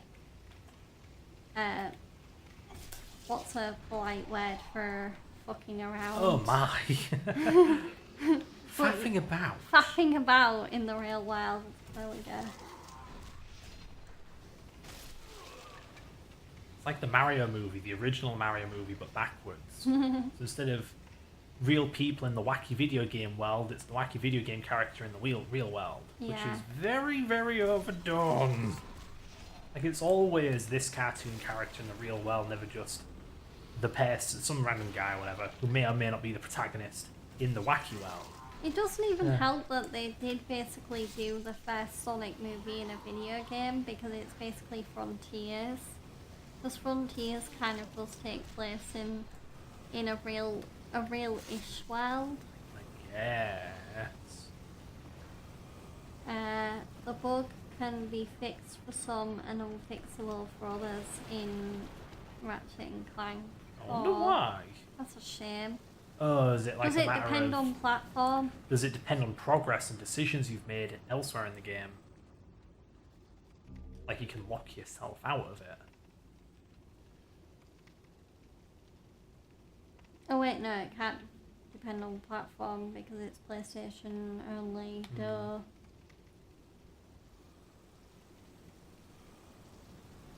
You can make choices in Ratchet and Clank. Can you? I don't know. Yeah, I your don't think intonation suggested otherwise. I don't think so. Shh, get it, get it, get it! Come on, lady, your aim sucks. There we go. Also, you're so fancy. I just say tone, you say intonation. I believe tone and intonation are different things. Oh. Do I mean inflection? Either way, the way you say something implies meaning. Like, you end a question on like a high note, like, where are we going with this? And so on. Whee! Splat. I'm having an okay time with this area. I thought I'd be finding this more difficult, but I guess this battle axe really helps. Then I get my skull caved into the pickaxe, while the frame rate tanks. Yeah, what is up with the frame rate? Why is it dropping to like 30 FPS? It was already 30 FPS, honey. This is like 10. Oh. 20 or 15. Ooh. They're really out for blood. Get some. I'll have you. I'll have you, mate. If you want some, come get some.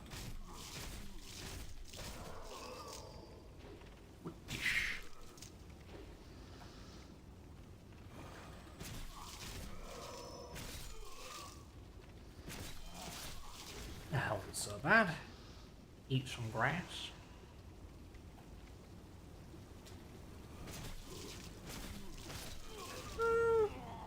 Yeah, the frame rate sucks here, and I'm sure it's to do with this fog. You know how transparency is, it always buggers with the frame rate. Yeah, I wonder if that's why modern games nowadays, like if you play them on PC, they almost always have like a fog or cloud setting. Probably, yeah. I think that's also because they're done with volumetric, like 3D arrays or whatever nowadays. Use a lot of RAM.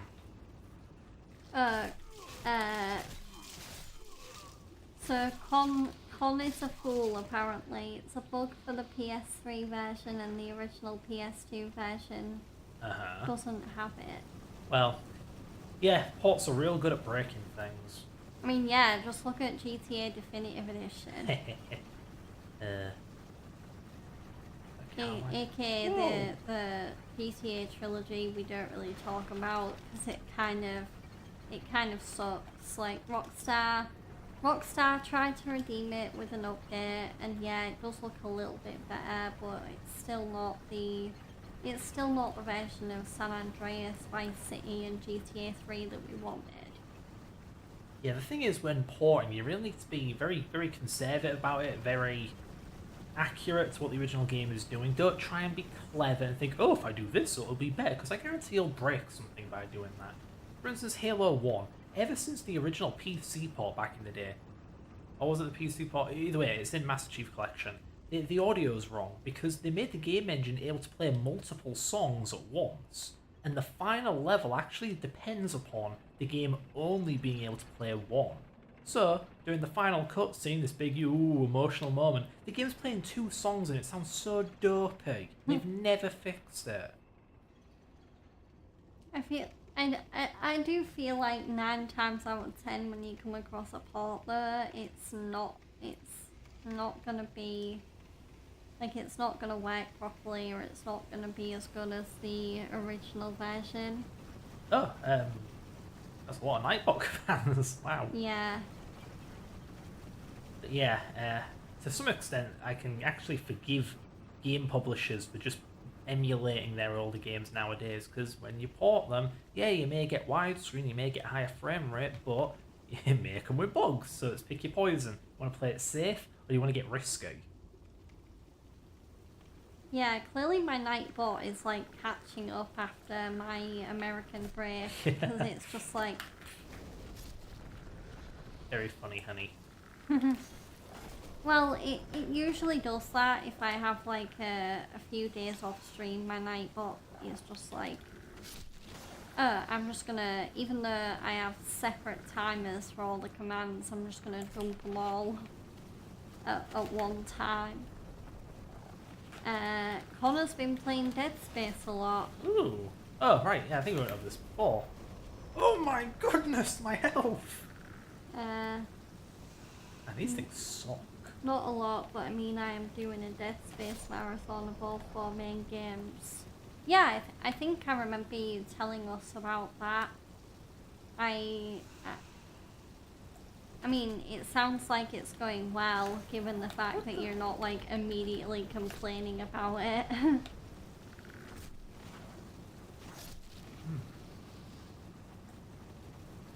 Yeah,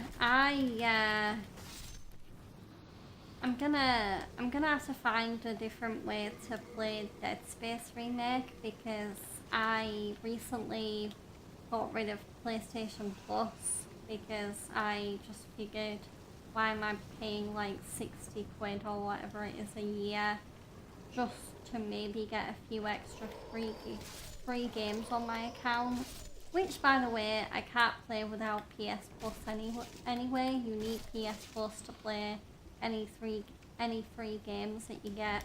Is it always through PS Plus? Is it always 60 quid a year? Well, maybe, I don't know whether it's like a special for new subscribers, but I think if you subscribe at a certain point, you can get it for cheaper. Right. But I'd have to check. Yeah, I'm just saying, like, because like 60 quid for a year ain't bad. It's like a quid a month, a quid a week. I mean, but at the same time, like, are you playing a PS Plus game every week? No. Yeah. Yeah, so we're looking into, like, how cheap can we get physical copies? so we don't have to keep paying for PS Plus to play these games that we want to play that are on PS Plus. But my original point was because I don't have PS Plus anymore, it means I can't play Dead Space Remake anymore unless I get a physical copy of it for dirt cheap. All digital, but that's usually not as cheap. Because I need PS Plus in order to play Dead Space Remake, seeing as I got it for free through the PS Plus monthly games thing. Would you get down, boy? Yeah.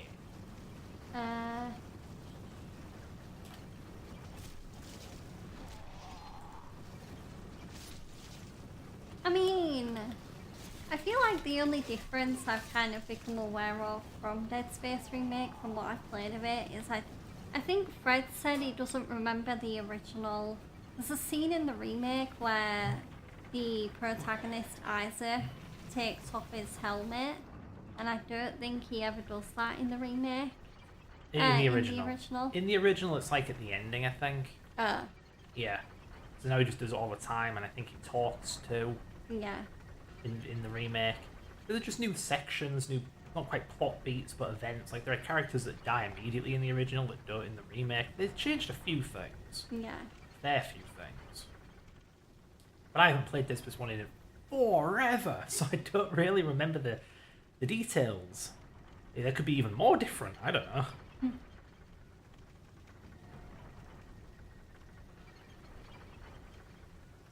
Yeah, how do I get that? How do I get that? Oh, I see.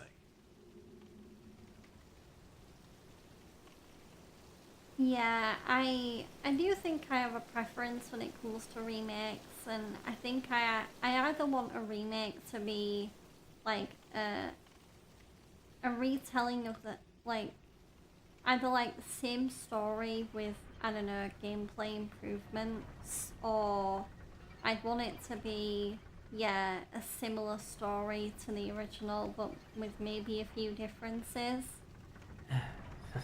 What? For the longest time, me and Joe were of the opinion that a remake should just be a graphical overhaul, and otherwise be the exact same game.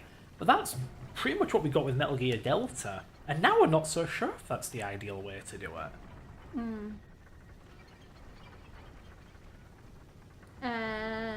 In the original Dead Space, he does not talk, and they changed the script around his new voice. Really? Oh. Well, yeah, because I guess if they do make it so their protagonist talks, they're gonna need a lot more voice lines. And Metal Gear Solid Delta is pretty good. Yeah, I enjoyed it. I mean, it was my first Metal Gear game I'd ever played, and I think I picked a really good entry point. Yeah. How do I put this? It's just a matter of wonky expectations. I hear Metal Gear Solid 3 is getting a remake. The last thing I was expecting from Konami was a faithful one. I'm so used to remakes being so far from the original, like Resident Evil's kind of remake, that I was expecting just an overhaul. I wasn't even too opposed to it because I'm not a huge Metal Gear Solid 3 guy. So I thought, like, ooh, how much are they going to indulge it? And they didn't.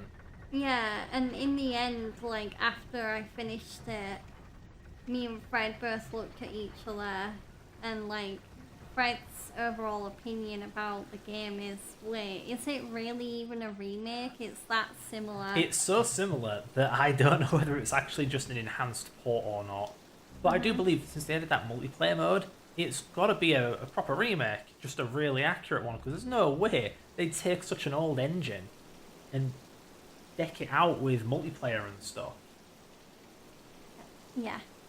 Yeah.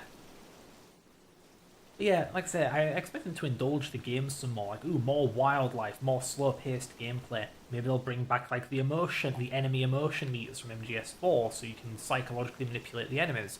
None of that is just MGS3, which, yeah, okay, some people really want MGS3.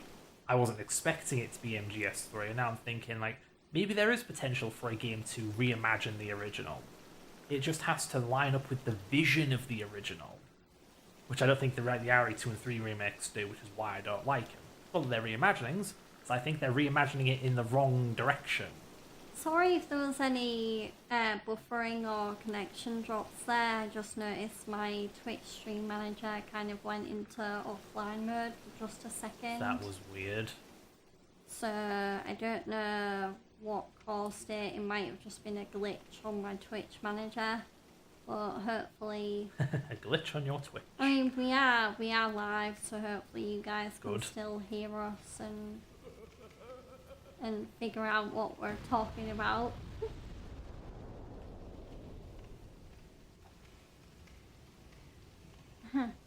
I suppose ultimately we just need a different name for it, because when a game's a full-on reimagining, well, it better be a good reimagining. And sometimes I'm in the mood for that, sometimes I'm not. Whereas a game that's just a graphical overhaul, maybe it's a new game engine, but it's still the same damned game under the hood, Yeah. gameplay-wise. Like, it's not a remake then, it's just a graphical overhaul. Hmm. Come on, big boy. Gotcha. There's no escaping now. Wait, no, go back. I want his item.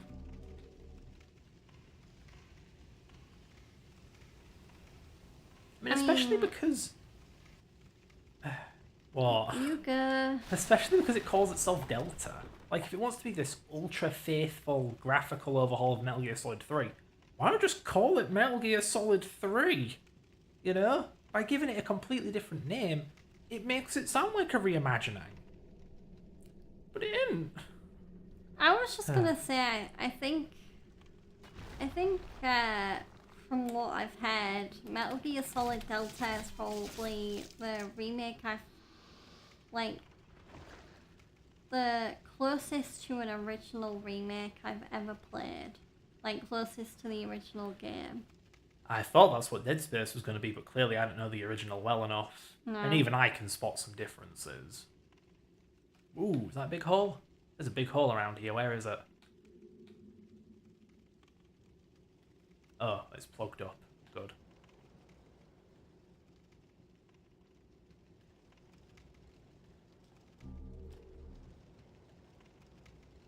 Yeah, what other really faithful remakes are there? I know Medieval had a remake on PS1 way back when. PSP way back when. They added a little content, I think. Mm. Then it got a PS4 remake that seems pretty damned accurate to the original. Though I did get a game-breaking bug that prevented me from beating a level. Wouldn't have had that on the PS1 version. Mm. Even Demon's Souls, probably that's not a remake. It's a port. Like, they ported the game engine, then overhauled the graphics, then also changed the collision engine for some reason, so things don't feel the same. Yeah. That's odd. Okay, I think I have everything.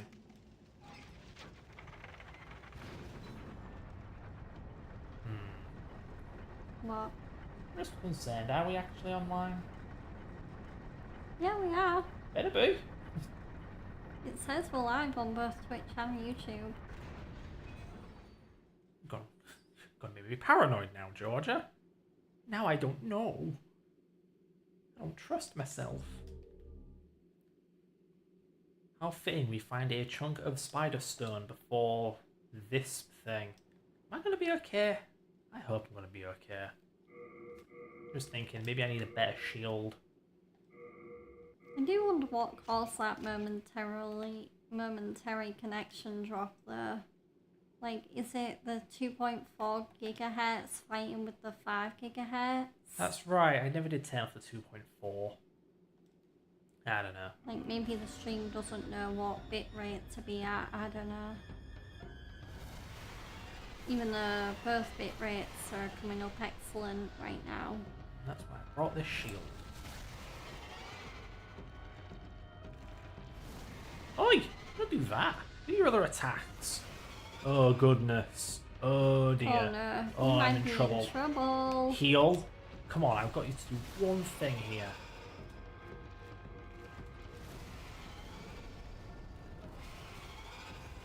Good. Heal.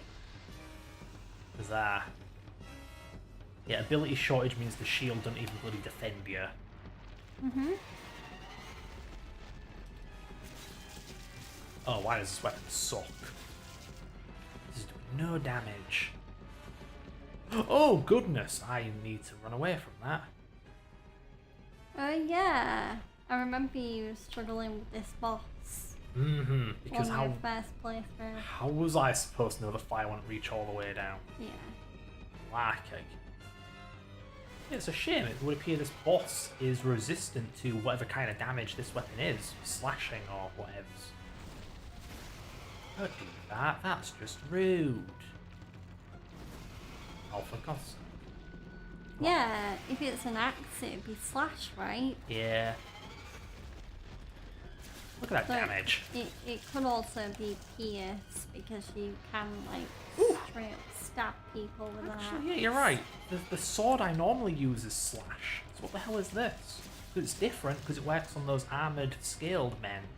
Oh, here we go again. It's definitely not blunt damage. Nah. So I'm gonna go with stab damage or pierce damage. Okay.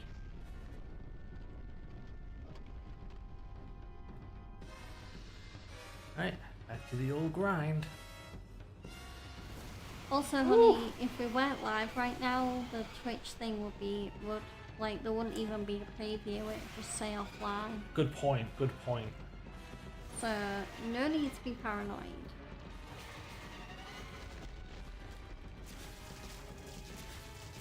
I should really have used the time to heal, honestly. Yeah, let's heal. Oh! Okay.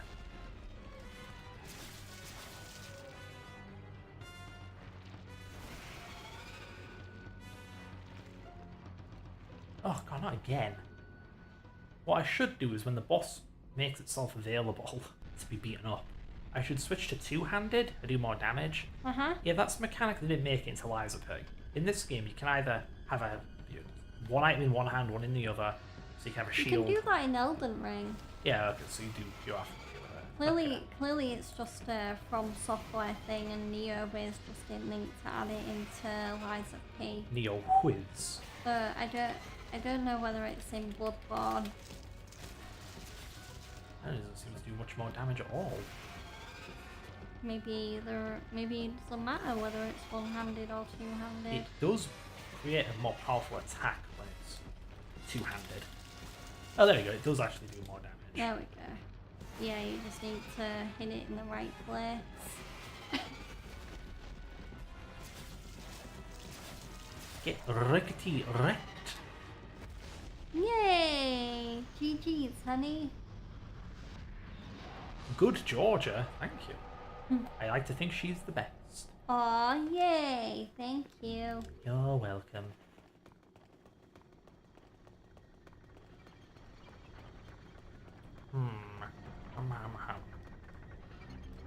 Thinking of my next move. I think I can do a little bit of this area. Actually, should I? I'll risk dying if I go over there. Okay, hang on. I think I know what to do. Do I? Oh, whatever. I really want to kill that lizard. Really want to kill it. No, not the enemy! Fucking tit.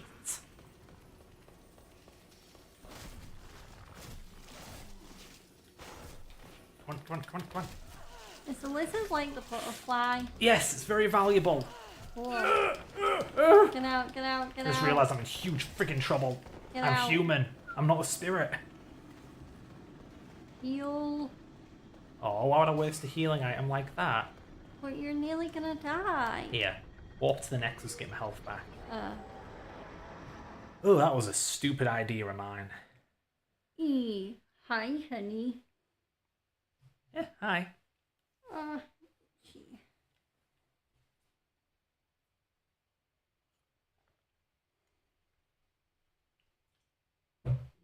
Satsuki. Okay. Yeah, being a human, it's nice because you actually make footsteps when you're a ghost. You're damn silent. I don't like it. And you have a bigger health bar, but yeah, when you die, you make the world more difficult and whee. Additionally, what's the issue of being human? I think enemies. I think you do actually less damage when you're human. Don't know why. You just do. What was the other issue? I swear there's more to it. Oh well.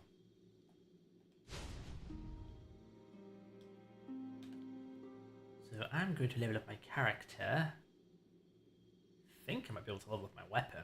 Sure could do with it. You're gonna level up. Be Nah. the best that you can be. Knowing I can. You're not gonna stop questing until you're a Herbie. I'm a habit enthusiast. Is that good enough? Yeah. Oh, right. Yeah. Unlike Dark Souls, you actually don't get many chances to become human. In Dark Souls, you have in Dark Souls 1 anyway, you have humanity, which is really common, and you can buy it from merchants. In this game, you have the Stone of Ephemeral Eyes. There's only like 10 of them. Like they Okay, maybe that's an exaggeration. All I know is that on my pure Dark World playthrough, I had to kill myself 10 times or whatever each world. I ran out. I used to resort to really, really gimmicky farming to get them. Not worth it. So yeah, it's better to just play the whole game as a ghost and just pretend the human option isn't even there.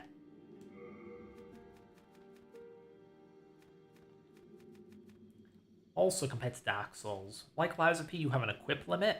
This game, you have an item limit too, which is dumb because the game loads you with so much junk, and it doesn't really amount to anything. You just gotta put it away. Like, I guess usable items like projectile items. The game doesn't want you to carry an infinite supply, so it has an item limit. But really, that doesn't come up too often. Likewise with alternate weapons. Like, okay, but how many people are going to go into the inventory to switch weapons? Yeah. Yeah. And annoyingly, one of the items for this menu here is for upgrade items, upgrade material. And you don't even need to have it on you to upgrade your weapons. You can give them to Stockpile Thomas, go across the world to a blacksmith, and you can use your upgrade material. So why does it have a weight? I don't know. Yeah, it's just dumb. It sure does feel like the first game. I'm glad I started with it though, because if I'd have played Lies of P or Dark Souls 1 first and then played this, I'd rage quit. I wouldn't like it at all. Why? It's got so many downsides and downgrades compared to the games that came later.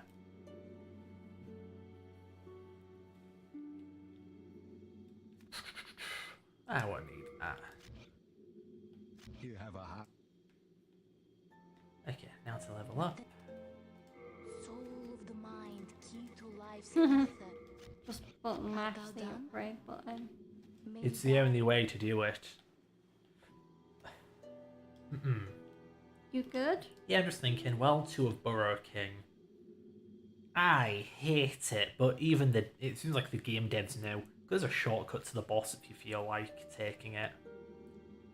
So yeah, well, I don't fancy fighting the boss either. The boss is really damned annoying.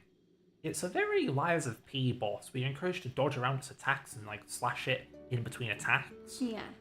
I just haven't taken the time to memorize its attack patterns, so I won't be doing it till I'm so OP I can just tank its hits. Tower Queen, don't want to do Tower of Latria. Do I? I suppose that's a contender. We still have Shadowman. Still don't think I want to do Shadowman. Again, it is hard AF. And this is just annoying. I bloody hate Chieftain. Worst part of the damn game. Yeah, okay, Tower it is. If I remember right, if you're clever, the Tower of Latria is actually a great place to go at the very, very, very start of the playthrough, because there's just a set of armor line there that you can take, and it's really good. Yeah. This guy's gloves reminds me of the medic from TF2.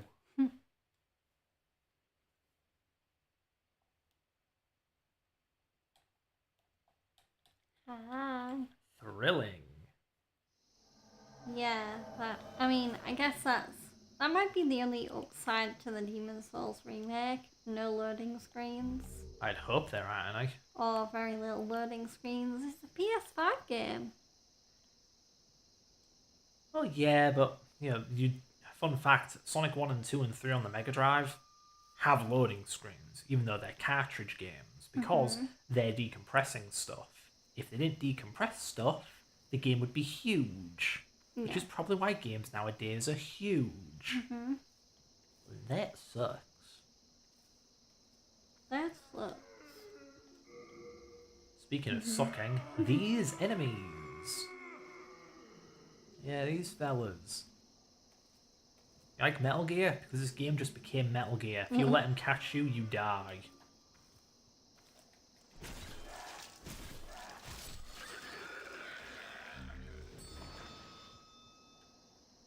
Yeah, this is actually one of the places where the remake really F's things up. The game doesn't F things up graphically, but also in terms of general presentation. So the game's opening cutscene when it's going on about like, oh, there are souls and demons and blah. It's all dramatic with over-the-top visuals and such. Yeah. Whereas the original presents more like just a quiet tale at a campfire. That's the intent, right? That's how it should be. Remake doesn't agree, does its own thing. Then you get Tower of Latria, where it has a very peculiar presentation. It's a prison. So all you can hear are crickets chirping and the cries of the damned and so on. But then the flipping remake goes and puts soothing singing over it. Like, this is not the same thing. What are you doing? Because it actually gives this place a feeling of serenity and beauty. I was like, that's not... No! This is meant to be a horrible death hole. Yeah. Not to mention the singing. Well, there is singing in the original, but it's in a very small area, if I remember right. I could be wrong about that, but either way.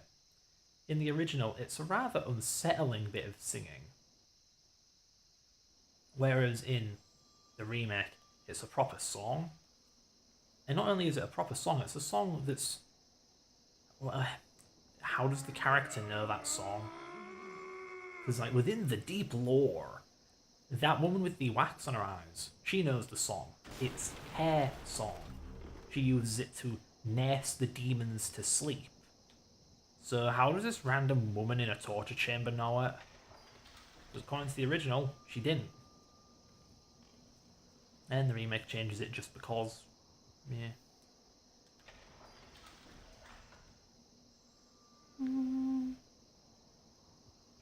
What you got to say? What you got to say? I haven't been up to look since I came back from America either. I helped Fred with the house sitting yesterday, and yeah, that ended up being a complete waste of time. Yeah. And other than that, apart from getting back into Stellar Blade and starting my new Game Plus playthrough of that, I think the only other thing I've mainly been doing is catching up on my anime. So, Fire Forces. Thanks. I can hear it doing that thing. Fire Force's final season. The final part of that starting up again, and the comeback episode of that was really good. Oshinoko season 3, that started on Crunchyroll, and the comeback episode of that was also really good. Oh, hello. I think the first episode of Freerun season 2 is coming out today, but I don't know whether the dub's coming out with it or whether it's just a subbed version. Dubstep. I also watched the second episode of Sentenced to Be a Hero, which is that really good anime, really good new anime I talked a little bit about in my last stream. Yeah, so I've been catching up on my anime. In terms of TV shows, the only TV show I've really been watching is a new medical drama got added to Netflix in the UK that I've been meaning to check out for a while. I know it's really popular in America, or it was really popular when it aired. And it's called The Good Doctor, and it's about a doctor with autism and savant syndrome. You make it sound like he has AIDS. Who joins a San Francisco hospital to be a surgeon, and he basically has to deal with he basically has to deal with criticism and the fact that people treat him differently, whilst also navigating his new job and helping to save patients' lives and whatnot. But it's a really good show. Freddie Highmore plays the main character. You're joking. A guy called Fred plays the autistic fella, huh? Yeah. Really? Don't you recognise the name? He was in Tim Burton's Charlie and the Chocolate Factory as Charlie Bucket. Oh no! Uh-huh. You made my boy autistic.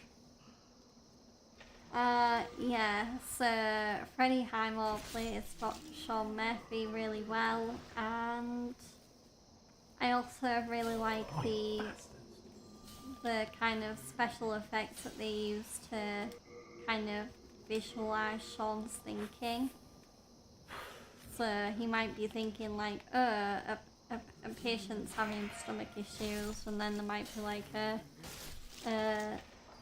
like an anatomical diagram of intestines that pops up, and there might be like excerpts from different books that Sean might have read about, medical stuff in his life. But it's really, really, really, really interesting and clever.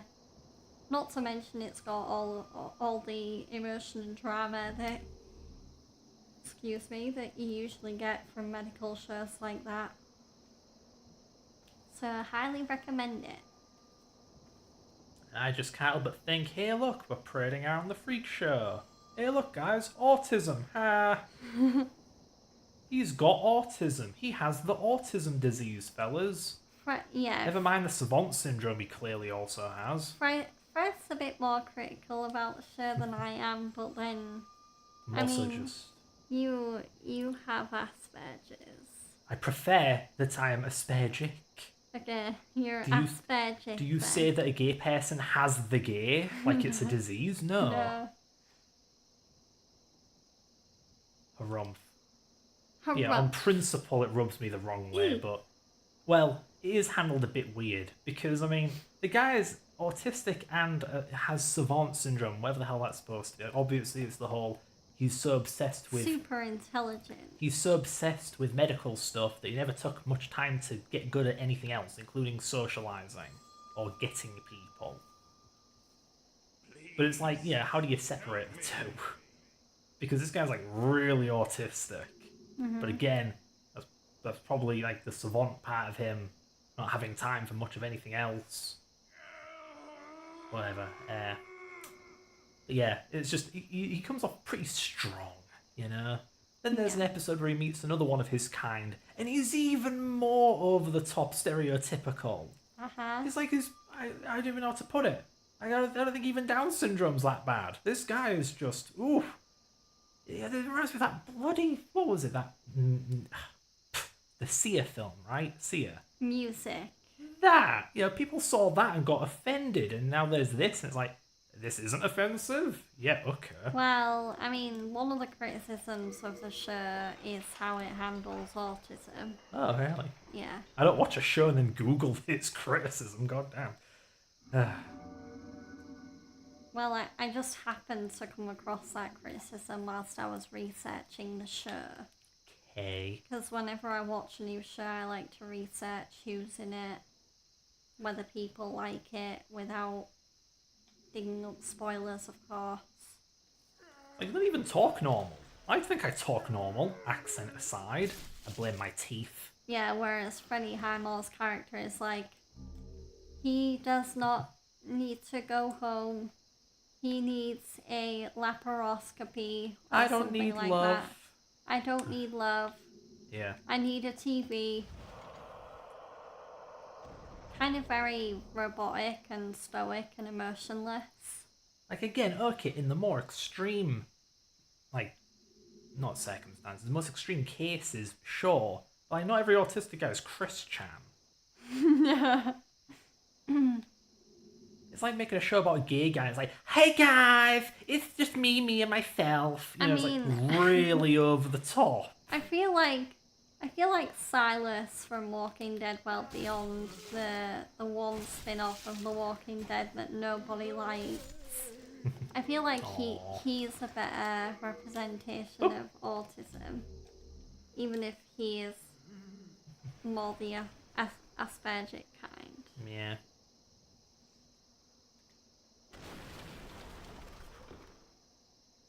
Na, na, na. Oh no. Oh, okay, I thought there was an enemy behind me. It's like that weird dating show. It's like autistic people dating. Like, okay, but do we need a camera on this? You mean Love on the Spectrum? Yeah. Like, we get it, they're autistic. Why are we parading it around? Well, acceptance if the spotlight's on us. Ugh.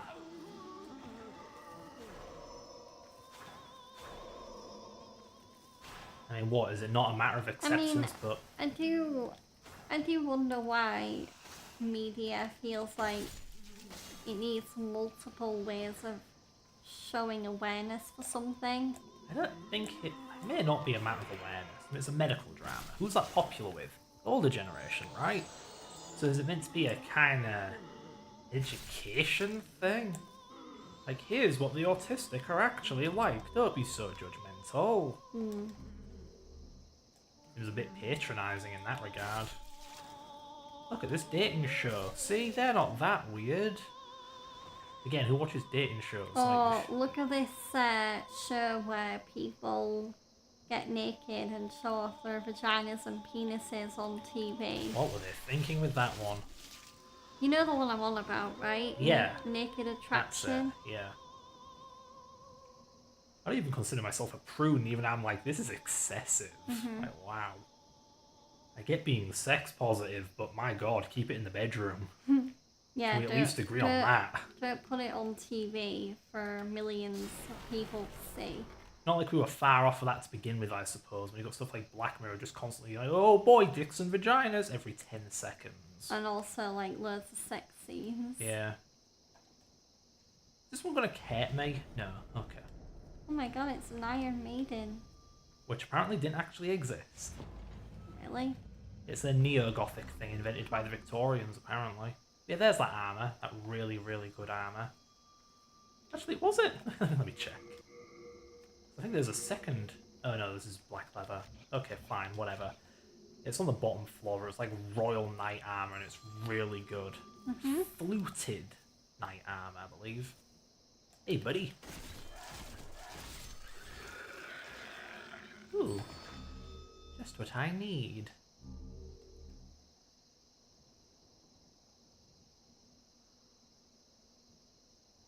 Yeah, this has an enemy in it who'll poison me. Oh god. Be careful. Yeah, the completionist Ned in me wants to open it even though I know I get nothing out of it. It's poisoning, right? Okay, I got 3 of those. This'll do. So just open it, get stabbed, smack the guy, eat the thing. There we go.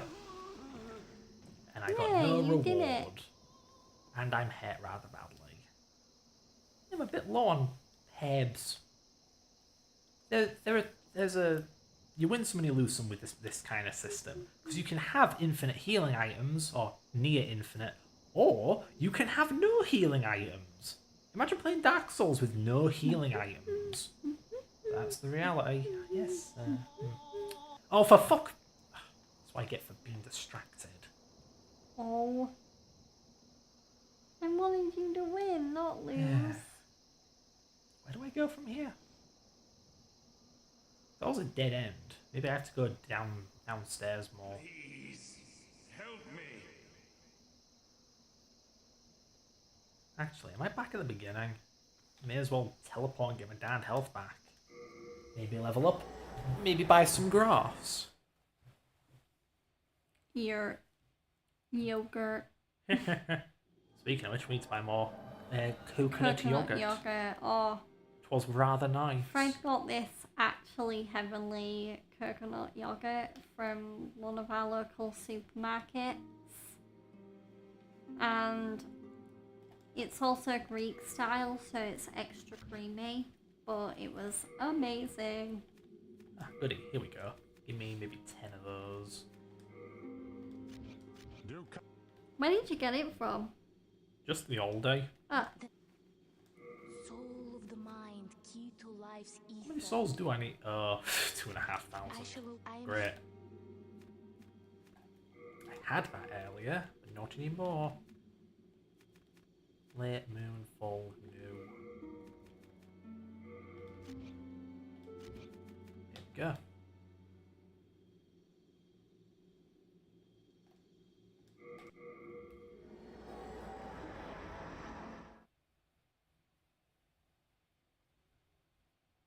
Hi, honey. What you thinking? Good doctor. Uh-huh. Just wonder whether to keep rambling about it or not.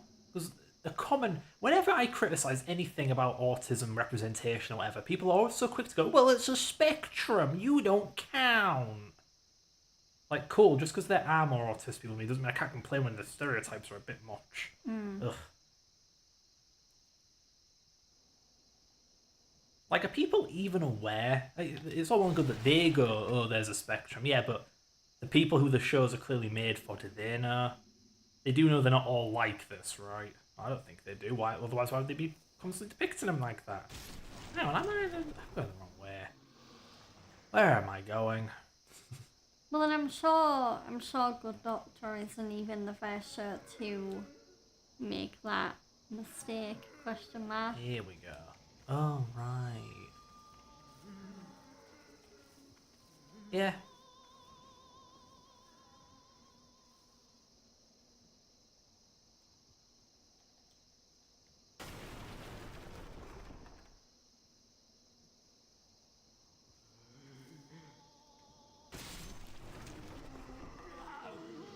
I do wonder if that love on the spectrum thing. I wonder if like its whole point is see, they do get along with people, just their own kind. Yeah, like, is it autistic people dating each other, Yes, or is it totally. actually an autistic person actually falling in love with a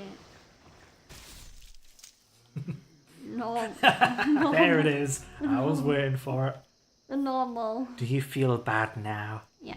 I mean, to play devil's advocate, what does normal mean but of the norm? That doesn't make up for what you've done. I'm sorry. No, I'm not offended. Because like, normal means of the norm, right? So if something isn't the norm, then it's not normal, right? Because it rude to point out that something uncommon is uncommon. Or to acknowledge it, so much as point it out, whatever.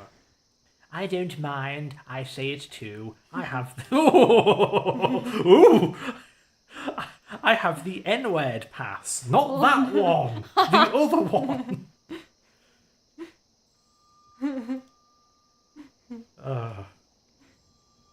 The normal. Normal word. I'm allowed to The say normal it. path, Yeah. not the. Oh, no, don't.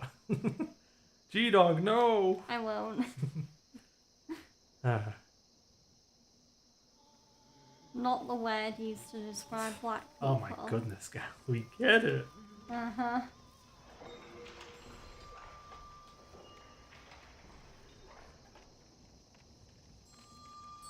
Oh, no, no, no, no. Oh, no. Well, I'm done for. Oh, okay, actually, I may have a chance. Get your ass up and beat that guy up. Are you shitting me? No. That guy didn't flinch once. No. Wow. Was that your first death? I've thrown myself Second death. Or third death? third. First time I've actually died to the game, and only because it was cheating. Uh-huh.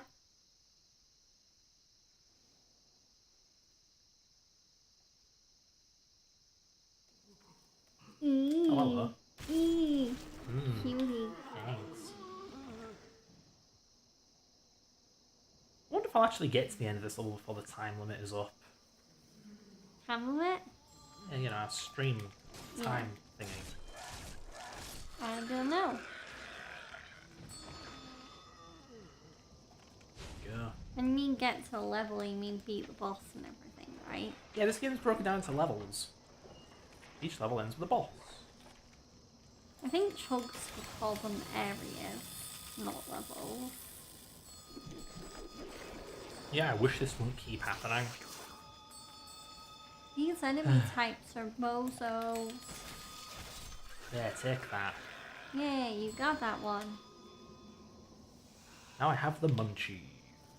The munchies? Mm-hmm. What, you're hungry? My character's hungry, is eating grass. Must be desperate if she's eating grass.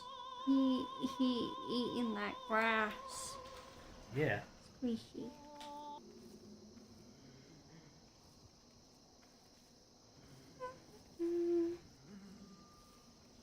You're an ordinary. Blah, blah, blah, blah, blah. Almond grass will be anytime soon. My lotus is here, how nice. This game feels really experimental, in that there are many mechanics in it that just get scrapped in later games. Obviously there's the Dark World and Humanity mechanic thingy. Yeah. But there's also, I think the later game actually keeps this, but these ridiculous upgrade paths where there are so many different types of stone that you use to upgrade your weapon, but they're down different upgrade paths. So if you take the normal upgrade path, you only need the normal stone. Yeah. So you're never going to use Moonlight Stone. That's only for a very certain upgrade path. And like, what difference does it make? Ooh, it changes the weapon alignment, so it's a +1 in strength, but a -1 in dexterity. Or it's like, it has darkness damage or something. I don't care.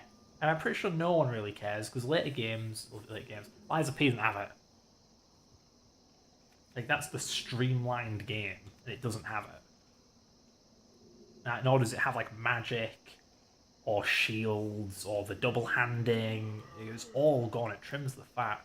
So how much do people really care about the fat to begin with? Not a lot. Well, I would.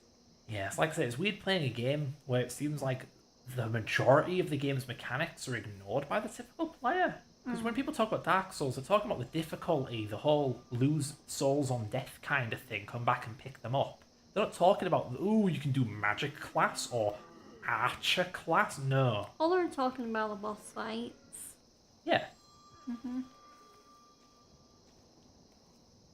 It's just interesting because I played this game pretty much blind. I didn't know what I was really getting into beyond the difficulty and the soul thingy. So it was weird coming across these features and thinking, I didn't know what other people thought of them. So really, the one who dictated whether these things were good or bad or useless Was or... you. Yeah. It was an odd position to be in, to judge these things. To judge a game. I guess, kind of like the good old days before reviewers online and whatnot. Yeah. Yeah, get my ass kicked by an old guy.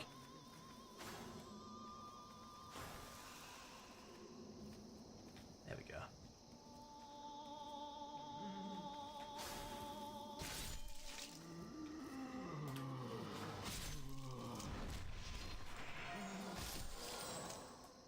Yeah, you'd think watching me chop a guy in half would intimidate him at all, but no, he still came at me with a knife. Do you not know what I'm capable of? Apparently not. Yeah, there are these guys in pots, just their head sticking out, and I'm thinking, is that some kind of elaborate torture technique? Like, you put someone in a big ceramic pot and then they just stew in their own waste and die? Never heard of that one before.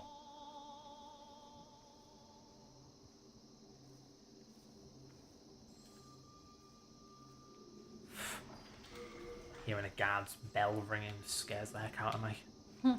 This one, I think, stabs me. I am so ready for this. Yep.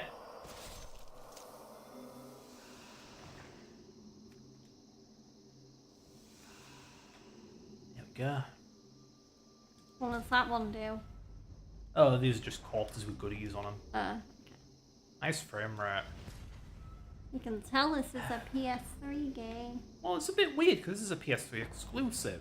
So you'd think it'd be optimized for the hardware, but no, this runs like crap.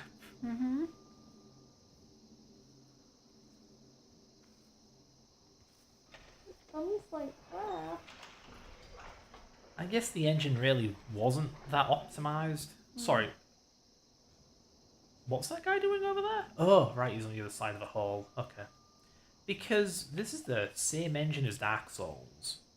So even though it was a PS3 game, they ported it to the 360 and the PC and so on with no apparent trouble. Yeah. Yeah. So the engine really must not have been making much use of the hardware. I never fully understood just how difficult the PS3 was to program for until I saw some YouTube video break it down. In that it's essentially, it is like programming for a GPU. Not Yeah. only is it heavily parallelized, but there's some weird thing like you can't skip instructions. So if you have a branch, When you say will- parallelized, you mean like things run on different threads, right? yeah. Yeah. But also, like on a GPU, you can't really skip instructions or something like that. So if you had an if and then an else, it would do both of them, which makes it take twice as long, kind of. I know it's probably not exactly that, but it's that kind of awkwardness Yeah. where not only is it parallel, but basic optimization doesn't apply. Like it doesn't work like a conventional CPU. No. I think there may have also been an issue with like there's not much RAM, so you have to break down. Not only need these multiple little parallel processes, but they're all 10 to little code packets. I don't know. There's also a lot of data transfer. It's just weird. Okay. Yeah. It's weird with a capital W. Capital W.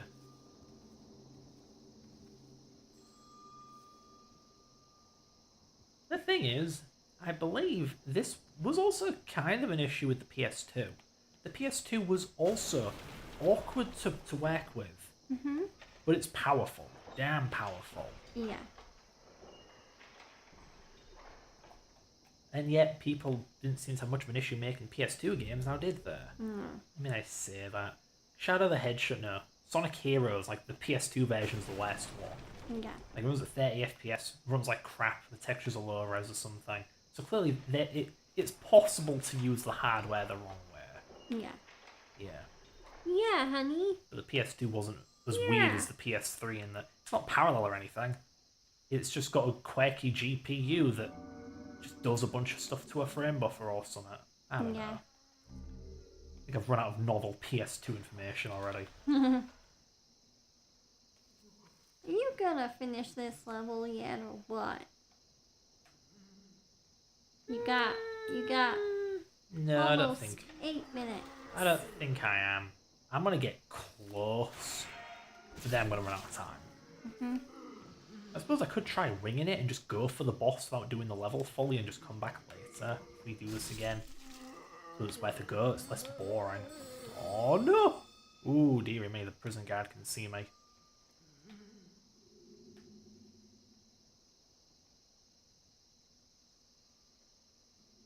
If I run up to him, will he get me before I get him? Oh goodness! Yeah, he can definitely get me before I get him.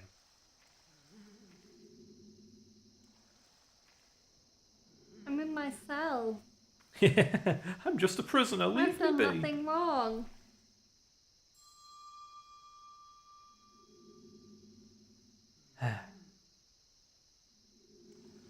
Oh, where is she?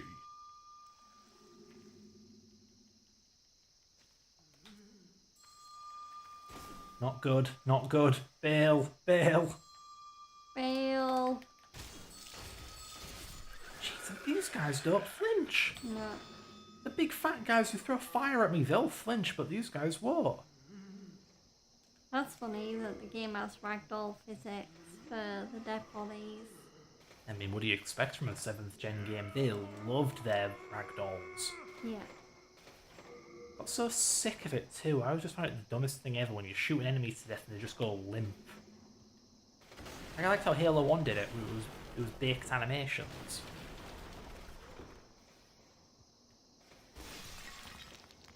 I think maybe developers are finally laying off the excessive ragdolling, but I don't know, I don't play enough of them anyway. No.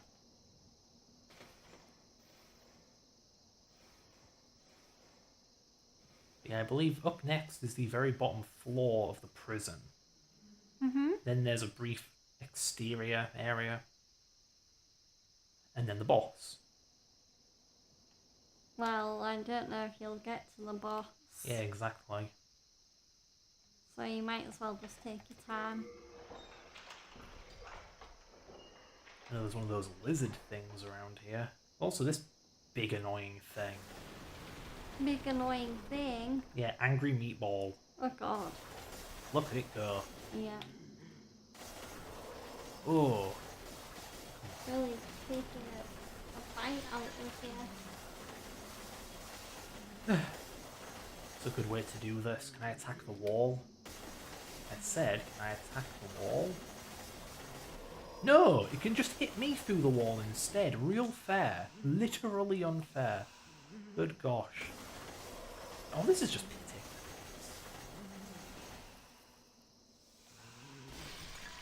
What do you mean taking the miss?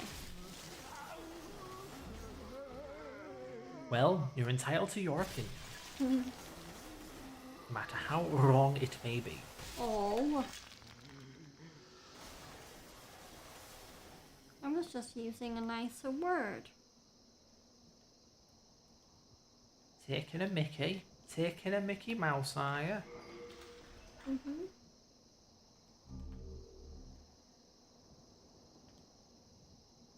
Here we go. There we go, super armor. And a nice shield. And the silver bracelets. Let's see, can I actually use a better shield now?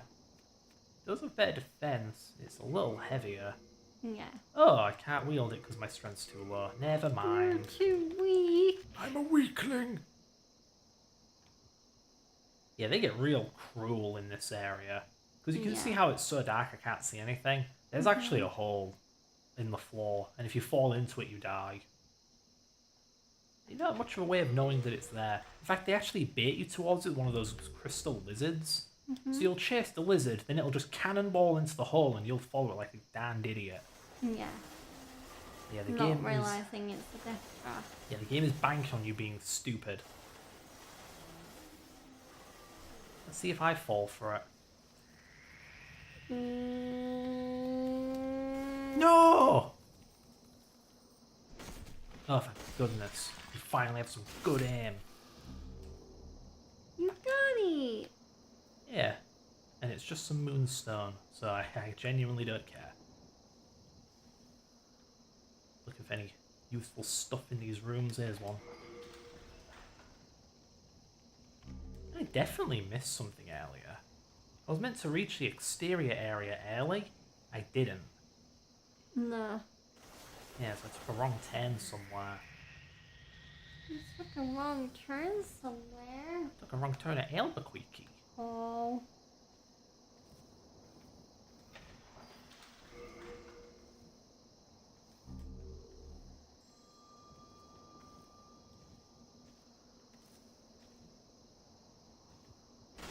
Oh, is this it? I think this might be it.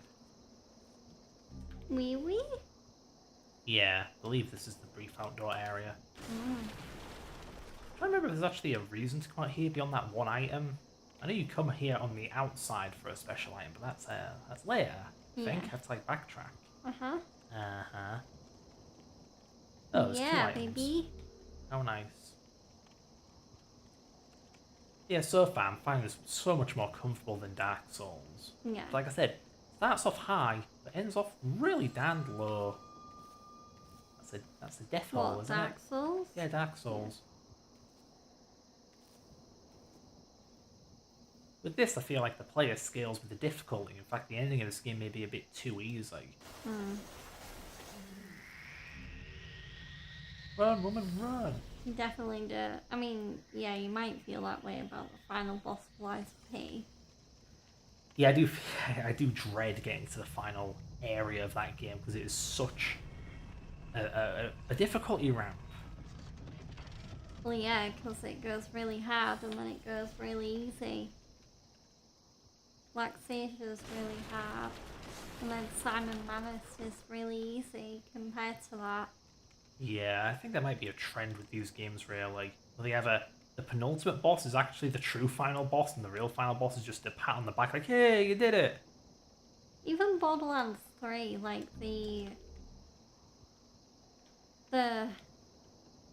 second final boss, Troy Calypso, is impossibly hard, and then the final boss, Tyrene, I think, Spoiler! is really easy.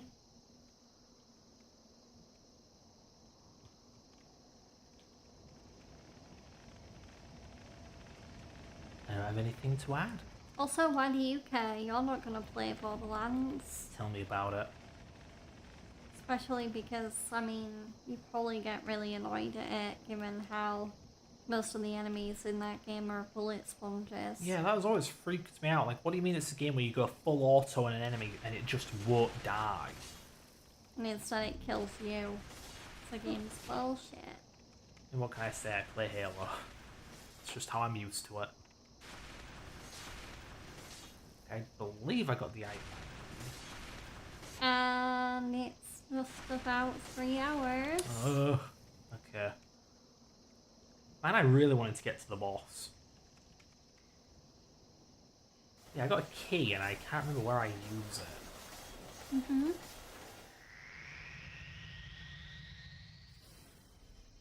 Oh, I'm stupid. It's over here, isn't it? Sorry, I just don't like being near the murder meatballs. No. Ow! You jerk! Shot me You in the got back. it! Yay. Consume.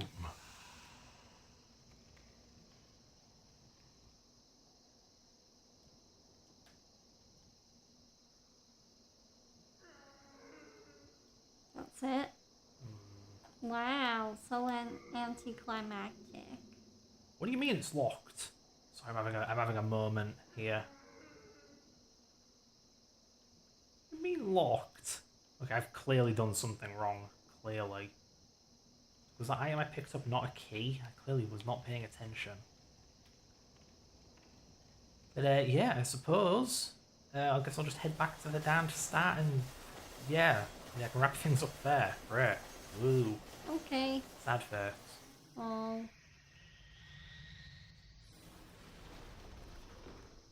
Like a locked door back this way that I just do not remember. No, definitely not that. I'm not letting the wizard go, am I? No way. Oh, is it this? Right, okay. Warden's key. Right, I remember now. So now that I'm here, should I bum rush to the boss or just wrap it up here? Because the boss is like right in front of me. Okay, fine, do the boss. Okay.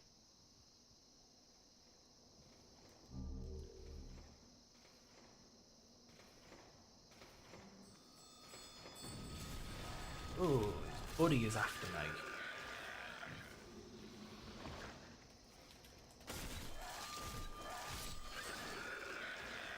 Flinging his body's corpse across the room.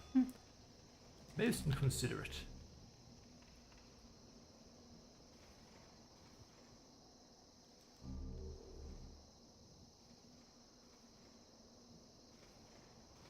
So place your bets. Will the boss kill me or will I kill it? You'll kill it. Thank you for the faith. I think you mean for the confidence. Same thing. You have faith in me. Yes, I do. Woo. Because you're my fiance. Aw, thanks. You're welcome. Yay. I don't want to be up here, do I? What's up there? Nothing important. Good rock. No, we're not. This isn't it. Oh. It's up there. Mm-hmm. Just need to take a small detour and go punch an enemy. Because if you don't go off this random detour and kill this one enemy, the boss revives itself infinitely. Oops. Yeah, a bit rude. On my first playthrough, I actually purposefully didn't kill the enemy because it seemed kind of friendly. Mm-hmm. So I actually did get to experience the infinite boss health firsthand, and it was most upsetting. Like, yes, I did it! Not Wait, fun. why is it back? Why is it angry? Where's the enemy? Just through this door. You should see a speed in this game. It is just a bunch of running around. Is there a key behind him? What's it for? Naughty boy. Special key. Yeah, it must be for letting the wizard out or something. I don't care, I want to fight a boss.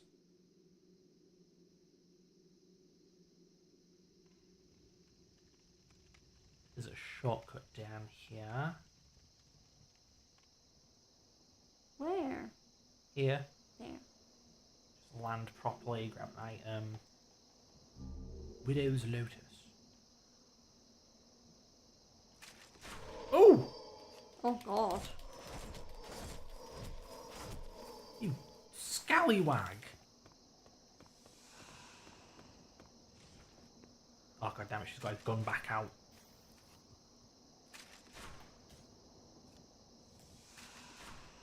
There we go, healed up.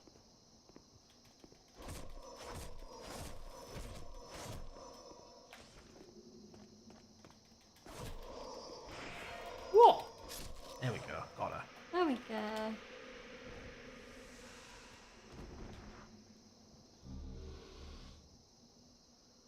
Okay, we can finally begin. Doors open. There you go. That's all you need to know about that cutscene. Need to be prepared. Spooky angel monster comes down. Okay, now I beat up the spooky angel monster. Idol. Fool. Feel like a fool right now. All these jackasses blocking me.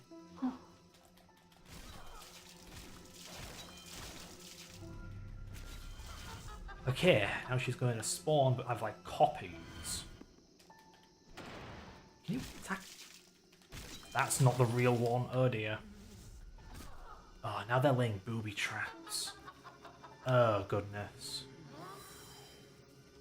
So that's her, huh? And I ran into a trap. Run, bitch, run. No! Well, that's it. Oh.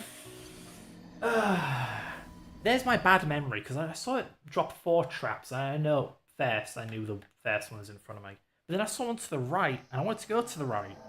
Then I thought, no, I can't go to the right. Fine, I'll go down the middle. And then I got booby trapped. Yeah, there you go. The end. Okay. Figures. I start the stream really powerful, end the stream with me getting my butt kicked. Oh well. Oh well, did you have fun? Yeah, until the end. Oh. That wasn't fun at all. That was just stupid. Like, oh wow, yeah. Melee the boss. But the boss is across the room, and literally every route to the boss is booby trapped. Yeah, that's awesome. That's great. Ugh. Did you want to wrap things up? Yeah. Okay. So yeah, thank you everyone for coming to the stream. I hope you enjoyed the little change of pace. And yeah, Demon's Souls went well. You didn't rage at all. Except for the end. You got through most of the bosses. Or you got through a few bosses. Yeah, a few. And I had fun watching and talking with the people that were in the chat. So yeah, I had a grand old time. And my next stream will also be with Fred. We will be back on Sunday, and we will either be playing Mario Sunshine or Metal Gear, depending on what mood we're in. Yeah, we'll see. We'll Maybe I see. won't be in the mood. So yeah. Yeah. Like Birdeen will not like this. Yeah, be sure to speak up, honey, because the mic sure as hell ain't picking you up from here. So yeah, let's wait. So I'm gonna end the stream on YouTube, but before I do, I encourage you all to like, comment, subscribe on the video if you enjoyed my content, and also my social links. Once I put my end of stream scene on anyway, they are in the bottom right corner. And thank you for coming along.